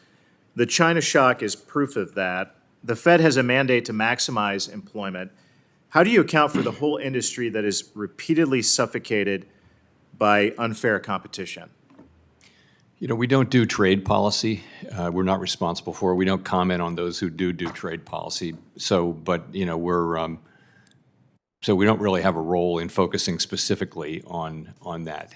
That really is left to those who have responsibility over trade. Do you agree that a healthy manufacturing economy is important to a healthy overall U.S. economy, though? I do. I hope you had an opportunity to read Robert Lighthizer February 6th essay in the New York Times. He explains why a big trade imbalance between any two countries is harmful to citizens in both of those countries. How does the Fed take the trade deficit into account in your decision-making at all? Again, we really don't. You know, we're aware of it, but it's not something that directly affects our mandate goals. So not at all? No. I did read his book, by the way. I didn't read that editorial. Fair enough. It is a good book as well. I want to get into tariffs. It's no secret that most conventional economists hate tariffs. But I want to note that Indiana gained manufacturing jobs during President Trump's first term with the 2018-2019 tariffs. Even though the economist's conventional wisdom is that tariffs will reduce jobs, do you commit to following the data and not prejudge any outcome? Very much so, as we did in 2018-19. Finally, my staff reviewed the research paper on tariffs in preparation for this hearing, and I want to point out one of them called The Employment Consequences of U.S. Trade Wars. Mr. Chairman, I'd like to enter this paper for the record. It found that the timing of tariffs are very important. It found that China's retaliation to President Trump's tariffs did hurt U.S. jobs, but if the U.S. had imposed tariffs on China much earlier in the 90s and early 2000s, it would have almost completely eliminated job losses due to the China shock. And I know you've said what you said before, but will you and your staff please take a look at this paper? We certainly will. I imagine we already have, but I'd love to see it. I appreciate that. Home ownership is an essential part of the American dream, but families are struggling to afford homes. In just 5 years, the price of a typical home in Indiana has gone up more than 60%. More than 3/4 of American families can't afford an average home in their neighborhood. How do the Fed decisions about monetary policy affect the ability of regular families to buy a home? Most of what will have driven that increase will be about, some of it's about local regulation, as you, I'm sure, know. It's also about just wages going up and costs of materials and things like that going up. And land costs and all that are going up a lot. The channel that through which we affect housing is, of course, interest rates. And right now, interest rates are still pretty high, but actually, mortgage rates are really not set at the Fed. Those are really key off of longer run things. Nonetheless, we're clearly having an effect on the housing market, and that'll unwind as we normalize policy. But we're still going to be faced with high insurance costs and high material costs and labor shortages and all the things that keep driving housing prices up across the country. Thank you. My time has expired. Next will be Senator Gallego. Thank you, Mr. Chair. Mr. Powell, just kind of running along that vein of thought, the housing costs are one of the top concerns of my constituents in Arizona. From 2010 to 2022, rents in Arizona increased by 72%, and I wish wages were as increased to match, but they did not. And the average 30-year fixed mortgage rate has been above 6% for nearly 30 months. With very few rate cuts anticipated in the near future, potential cost increase from tariffs or imported construction materials, as well as the demand that we're going to see in terms of rebuilding from California and labor shortages, what do you think needs to happen to make housing more affordable in Arizona and the United States in general? You know, housing policy and things to help housing supply are really in your wheelhouse, not ours.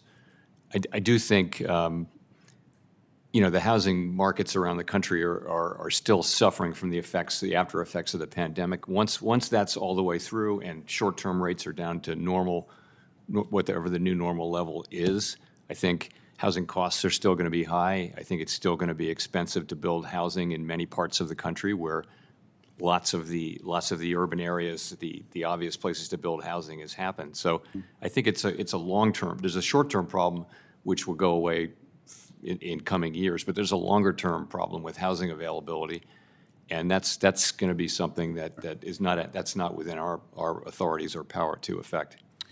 You know, one of the things that I've seen in Arizona is because we have people that are locked into mortgages at 2.9, 2.8%.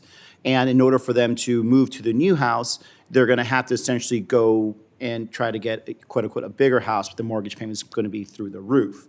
And while I know the Fed doesn't set the mortgage rate, at the same time, one of the biggest drivers, obviously, of inflation, especially in places like Arizona, is housing costs. And then one of the biggest decisions essentially you make on whether or not to move rates is inflation, which is driven by housing costs. So we're in this kind of perpetual vicious circle in Arizona when it comes to interest rates. So I don't know what the answer to that is, but I just want to at least for there to be some understanding on that, because it's the reason we're not breaking out of this cycle is because the problem kind of feeds itself over and over and over again.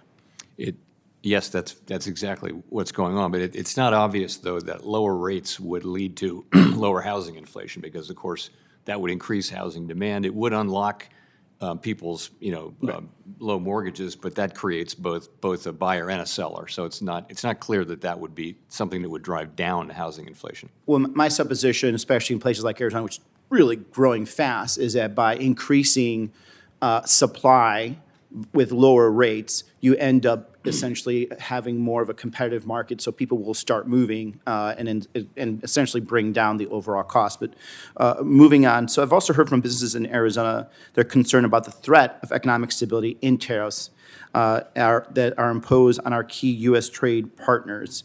How should we expect prices to move for basic items like tomatoes, peppers, cars, and the like if we place a 25% tariff on Mexico next month, as the president has threatened?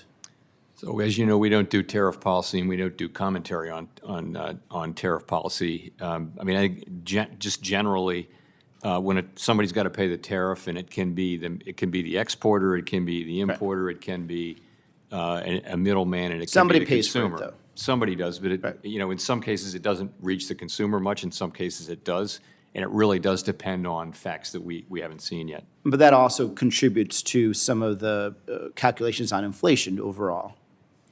It can, but it's hard to predict.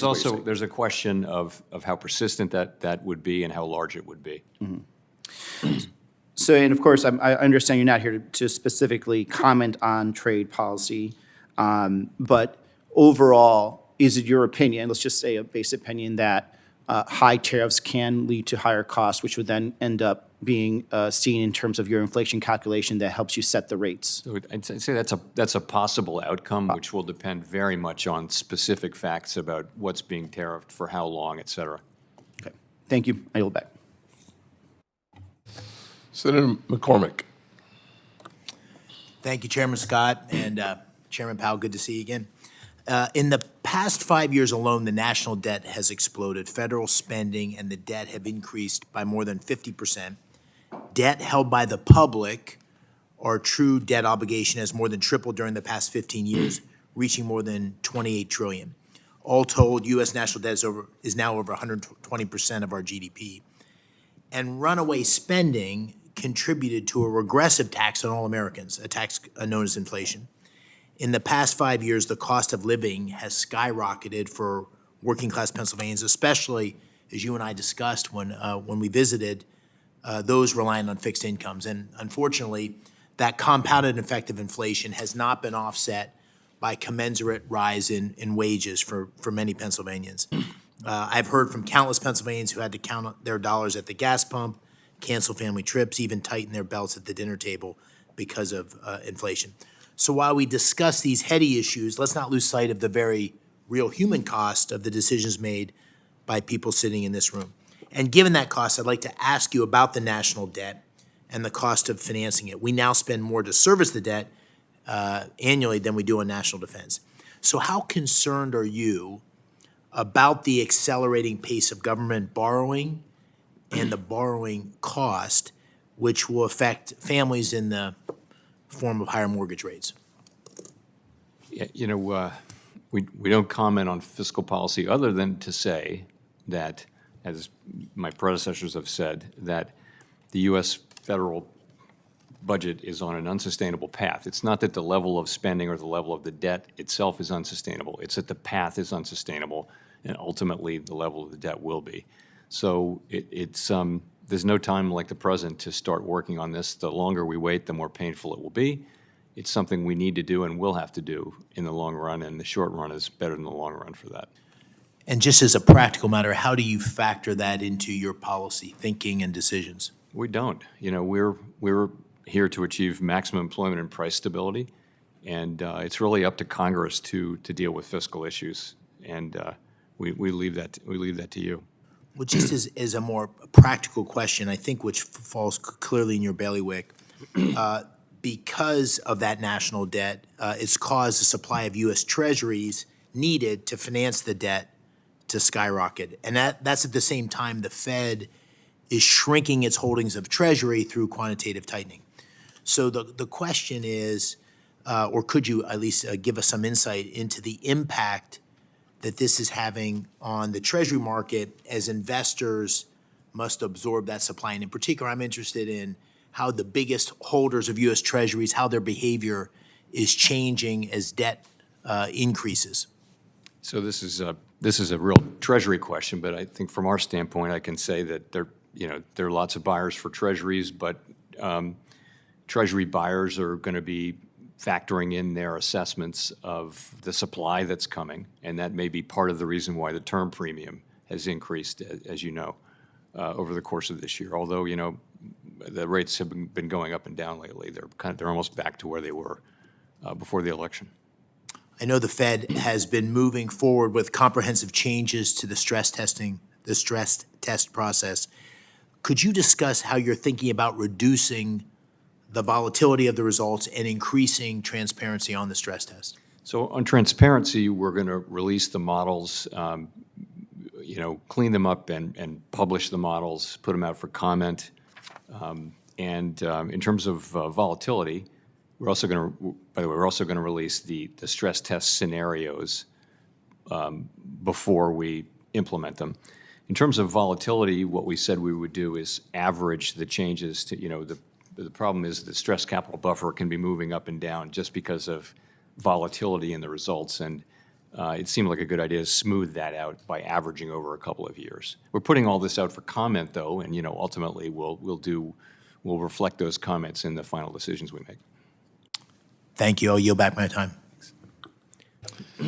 Thank you, Senator McCormick. Senator Blunt Rochester. Thank you, Chair and Ranking Member, and thank you, Chairman Powell. It's good to see you, and thank you for meeting with me last week. We discussed everything from jobs and housing supply to the real impact on Fed policies on all of our lives. And I also got a chance to share with you just the concerns and consternation of Delawareans who, for the past few weeks, have been frightened by firings and funding freezes, and just the real impact on people's financial and personal data and information when, DOJ has access to this information. I'm hearing from my constituents as well about the potential shuttering of the Consumer Financial Protection Bureau. As Senator Warnock mentioned, CFPB has returned over $21 billion to millions of consumers, and that's a real impact. But I want to also highlight that it was your leadership in the Fed working with Congress and the Biden administration to really help answer that question that you were asked about if you had the choice to switch countries with France and Germany and others, that you said no, you'd rather be here. And that success is a testament to all of us. We came together during a really tough economic time at the end of this, during a pandemic, and it limited the recession and job losses. And since COVID, we've seen a robust job growth. But we also have grappled with inflation that drove prices up for so many goods. And I've worked to address one part of this phenomenon, our supply chain disruptions. In fact, I recently joined Senators Cantwell and Blackburn to reintroduce the bipartisan Promoting Resilient Supply Chains Act to address supply chain vulnerabilities. And while we see indications that inflation may be slowing, Too many of our constituents are still facing high prices and economic uncertainty. We need to do everything that we can to address this anxiety and the realities that Americans are facing. And there seems to be a disconnect. While the economy is doing, well here, on the ground, people aren't really feeling that. So, Mr. Powell, can you talk about, from your perspective, just what is driving this disconnect between traditional economic indicators, such as GDP growth and the stock market performance, and the tangible benefits for families? I'd be glad to. So it is clear that the overall aggregate numbers are just very, very good for the economy. 4% unemployment, inflation down to 2.6% last year, and the economy growing well in excess of 2%. These are good numbers. But what people are feeling is the results of several years of inflation, and particularly for people in the low and moderate income category, they're really feeling it. So if you look at the earnings releases and press conferences that they do, that companies like the dollar stores and things like that do, who deal a lot with low and moderate income people, they're all telling you that those consumers are feeling really strapped. So we do understand that, and we try to keep that in mind. Even though we acknowledge that the overall data are good, we see what people are feeling, and that's inflation. So it's just another reminder how much people hate inflation and how bad inflation is for people, high inflation, and it just furthers our resolve to get inflation back to 2% and keep it there. Thank you. One of the big areas that I focus on, you've heard many of us across the aisle talk about the housing crisis that we have in this country. And I know a few others have asked questions previous to me about this, but I would love to follow up afterwards with specifically what you think are the short-term and long-term things that we can do to really address the housing supply and affordability crisis. I have legislation that looks at things like reducing regulatory barriers, zoning reform, these things that we know we can, in partnership with local governments, make a significant difference. And so if I could, would love, again, to follow up with you, even cutting red tape, those kinds of things that we can do long-term and short-term. But I did want to mention one last thing in the 20 seconds that I have. The Fed listens, things that you do, activities that you do. Could you talk a little bit about that as well? Because working people, a lot of times people don't feel that they have a place in these kind of conversations, but can you talk about what the Fed does with Fed Listens? So briefly, we did this as part of our review 5 years ago, and we do it on an ongoing basis now. And the idea is that we break out from the usual people that we talk to, which is a pretty diverse group, and try to deal directly with people who are experiencing the economy and our policies. And it's quite eye-opening to listen to people talk about it. We had one person at the Chicago conference 5 years ago who said the expansion, which was then 9 years old, is just reaching my community. And he talked for some minutes about how companies were going into prisons and finding people who weren't going to get out for a year or two and training them and stuff like that. You could hear a pin drop. It was very telling stuff. So I think we learned from all that. And so we'll keep doing it. Well, I will end by saying there's a famous quote, I think it's Martin Luther King, we may have come over on different ships, but we're all in the same boat now. We need to get it together. Thank you. I yield back. Thank you, Senator Blunt Rochester. Senator Marino. Chairman, thank you for being here. Thank you for taking the time on the phone the other day. Appreciate that very much. Just to ask you a broad general question. When you increase M2, the money supply, by 40% over a short period of time, is that going to drive inflation? It could. Well, as I think we discussed, monetary aggregates have not been a great predictor of really any other thing. But I think when there's a sharp increase like that in M2, then that could, that's something that might cause some inflation. Now, is that just to be clear for the people watching, that happened because of public policy in this institution here, correct? In other words, there wasn't a civilian-led effort to increase government spending outside of the elected leaders that chose to make those decisions. I think that was part of it. I think there were just a lot of causes in the inflation that we saw, but it's fiscal policy, it was monetary policy, it was just closing and reopening the economy, just generated a bunch of confusing signals and then a lot of inflation everywhere in the world, really, whether people did a lot of fiscal policy or not. So, but there were many factors, and that's, I would say, one of them. But just to be clear, it wasn't the citizens of the country making those decisions. Those were elected leaders choosing to close the economy. Businesses didn't decide one day to close, didn't decide to not be able to go to work. Those were decisions made by policymakers, correct? Yes. So it's a little disingenuous to be hear my colleagues talk about how they care so much about inflation when in reality they cause it. But I don't want to continue that. I'd ask you a question just out of curiosity, because you worked at the Department of Treasury. At what point did you think they were going to run out of ink? Did that concern you, that maybe it was possible that they were printing so much money that the Treasury would have to find alternate ink suppliers? Didn't occur to me, but good question. So along those lines, something that concerns me a lot is the idea that we would even look like China in any way. So can I have your commitment that as long as you're the chairman of the Federal Reserve System, that we will never have a central bank digital currency? Yes. Thank you for that. I think that's extremely important. It makes me very happy to hear you say that. Shifting gears to a little bit something that matters to me and entrepreneurs all over the country is, why can't I wire somebody money at 6 p.m. Eastern time? Can we get to a 24/7 scenario where wires are cleared every day, all day? I think that would be very, very helpful to businesses all over the country.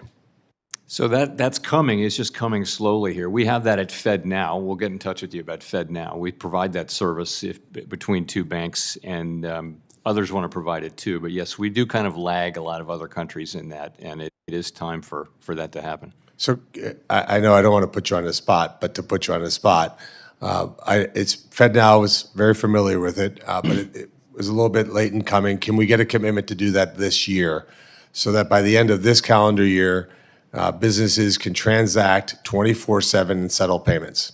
Well, I think they can do that now I believe they can do it now on FedNow, and they can also do it on the RTP system as well. So I think it's available. Let me check in and I'll follow up with you. That'd be great.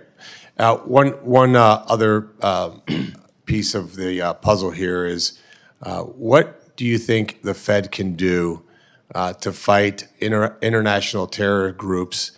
For example, Hamas, Hezbollah, Iran, the proxies that are funded by places like Qatar. Do you think that we're doing enough to keep them outside of the banking system?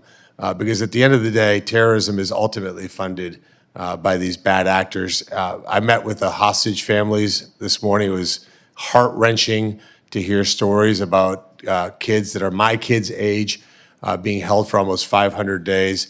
The Qataris are obviously completely complicit in all this. What can we do? What advice would you have that we can do to make certain that we bring these terror groups to their knees? You know, we do enforce the money laundering laws very, very strictly, and but it's a tough question. You know, it's a huge focus in international meetings and things like that. But you're right; it's really hard to nail it down, particularly if it's all happening overseas.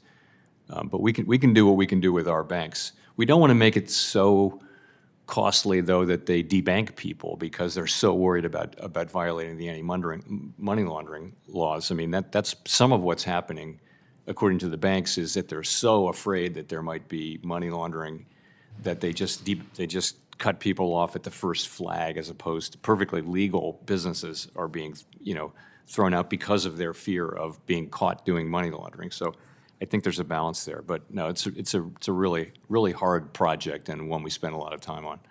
Thank you, Chairman. Thank you, Senator Moreno. The patient and persistent Senator Kim. Thank you. I wanted to make sure some of my colleagues had a chance to be able to run off to some of their meetings, and I've enjoyed being able to listen to the chairman, to be able to hear some of your articulation here. I just want to share with you, I did a telephone town hall last night, and I'm glad to hear some of my other colleagues as well. And there is a lot of anxiety right now by the American people in trying to understand what's happening and seeing and interpreting what's happening on the news. I guess I just wanted to ask you, if you were for your words of how you would explain to the American people the importance of independence when it comes to the Federal Reserve. So I think the point is that we'll make better policy, we'll keep inflation lower if we just focus on doing our job and stay out of politics, stay out of elections, don't try to favor or to hurt any political party, any political figure, just focus on the data. If we start putting up political filters, we'll be no good, we'll be less effective at our already quite difficult job. And I do think that's broadly understood. I think there's broad support up here in both political parties and on both sides of the Hill. I think that there is a decent degree of support for continued independence. That's not to say we shouldn't be accountable. We should be very accountable and transparent about what we do. We should be up here explaining what we do and why to our oversight body, which is this committee and then the same committee on the House side. So that's what I would say. Making decisions about your core mission about stability and about growth, but not thinking about it in terms of the context of an election cycle, for instance. Is that right? Yes, exactly. I wanted to just shift gears a little bit, but similar type topic. There's been a lot of attention to the role of public servants within our government and, our understanding what roles they play, how many to have. And I guess I just wanted to ask if you could speak to the role of the Federal Reserve employees, their qualifications, and more importantly, like their importance to the mission and being able to engage. How important are they to the work that you are trying to do towards stability and growth?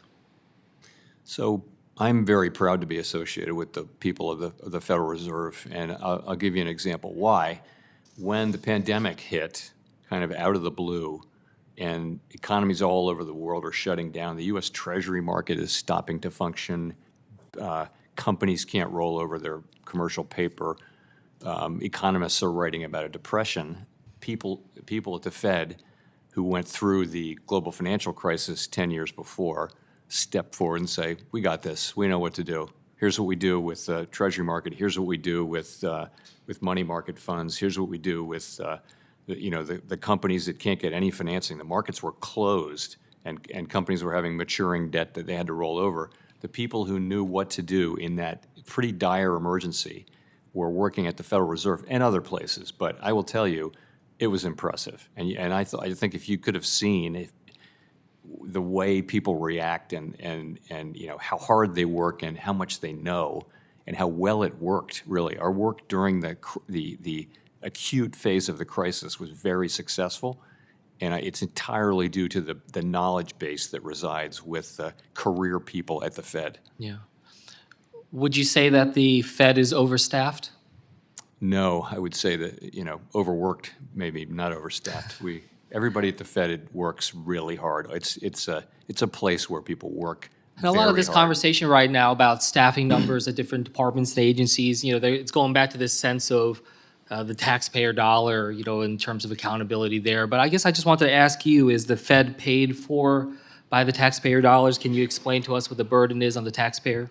So we're self-funding through our large balance sheet. So when it comes to the staffing at the Federal Reserve, not coming from the taxpayers, is that right? Indirectly, we give away all of our profits. We give back to Treasury, and those profits would be higher if we didn't pay for the Fed. So in fairness, it's ultimately paid for by the taxpayer. But in that sense, we're self-funded. Self-funded. Yeah. Just one last question here. You talked about the different actors that are involved when it comes to levying tariffs in terms of paying that the exporter, the importer, the consumer. You said middlemen could be part of that. I guess I just wanted to ask you, do you know of any way in which to 100% guarantee that the consumers will not have to pay higher costs when it comes to tariffs? Not really. It's not going to be easy to identify with any accuracy exactly where costs do fall, but I think it'd be hard to guarantee any particular outcome. I think we're just going to have to see. Great, thank you. I yield back. Thank you, Senator. Senator Warren, did you? I do. Thank you, Mr. Chairman. I just want to make a point before we quit here, and that is about law enforcement. If you keep the laws the same on the books, but you fire the cops, you're going to have a lot more crime. That's kind of law enforcement 101.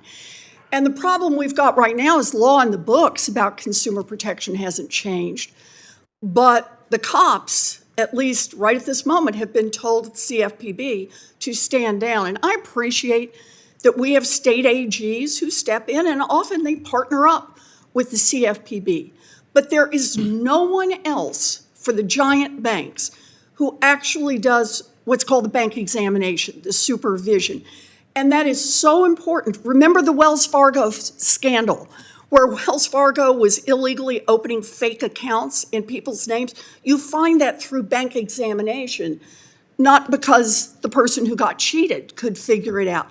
Bank of America gets hauled in because bank examiners discovered they were charging people illegally on junk fees. Nobody finds that but the people who are down in the banks doing the bank examination on behalf of the consumers. Look, we tried a patchwork of law enforcement for consumers before 2008. We had all those laws scattered among 7 different agencies, and we saw how it ended. It ended with millions of people losing their homes, millions of people losing their jobs, millions of people losing their savings.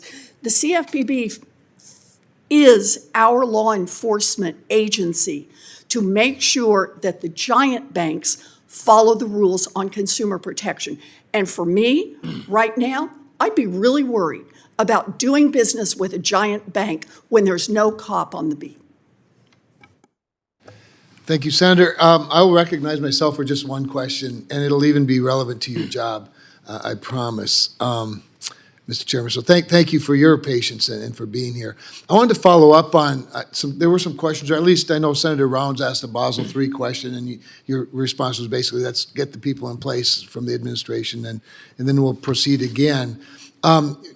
Treasury Secretary Besson recently said that the banking system is, I believe, said, quote, well-capitalized, perhaps over-capitalized, unquote. And given that assessment, or if you agree with it, could you discuss the necessity of advancing a new Basel III proposal, specifically how an updated regulation would impact the ability of the regional banks to compete with the big Wall Street banks? And what considerations should be taken into account to ensure that we have a competitive banking system? Because I know there's this concern comes and goes, and for those of us who have largely regional banks, or God love them, the best of all, community banks and credit unions, a competitive system is really important. So if you could just answer that, and then I'll wrap up. Sure. So we're eager to get together with new colleagues from the FDIC, new leadership at the FDIC and the OCC, to try to finish Basel III. My own view has been that our banks are well capitalized, and Basel III was not supposed to be an exercise in raising capital in U.S. banks. Mario Draghi said that. Dan Tarullo said that back in the day, I believe. So I think that's about right. We have some work to do, but we'll get there, I believe, fairly quickly. In terms of your regionals, they don't face the GSIB surcharges. They don't face quite the burden that the large banks face on resolution planning and that sort of thing. So we certainly need those banks to be healthy and profitable, because we need them to compete with the GSIBs. We don't want a world where the GSIBs just keep getting a bigger and bigger share of the economy. That's not what we're looking for, and that's what a lot of pressure. We've seen the number of community banks, especially, declining for 30 years. Yes. And this is not something we want to. We don't want to be the cause of that. If it's happening by natural causes or because of evolving technology, that's one thing. But we don't want to be inadvertently causing that to happen. So as you look at a Basel III exercise, can you think of anything specifically that ensures that competitive, diverse banking system is maintained rather than a consolidation, whether it's fewer community banks into more regional banks, or fewer regional banks into more Wall Street banks? Well, I just think you think twice before you impose the kinds of things that we impose on the largest banks and the next to largest banks. You want to be careful not to just think we should do exactly the same thing. It's what tends to happen is, so for smaller banks, it raises the fixed costs, is what it does, of banking, and it makes it harder to start new banks, and makes it harder for any but the largest to be successful. So That's not what we want. We want a lot of competition, and these regionals, it's important that they thrive. I agree, and I agree with your assessment. So thank you for that. Thank you for staying with us for the day, and glad we could get you first. So as we wrap up, for senators who wish to submit questions for the hearing record, those questions are due 1 week from today, Tuesday, February 18th. Chair Powell, you have 45 days from that day to submit your response to questions for the record. Thank you. The committee stands adjourned. Thank you.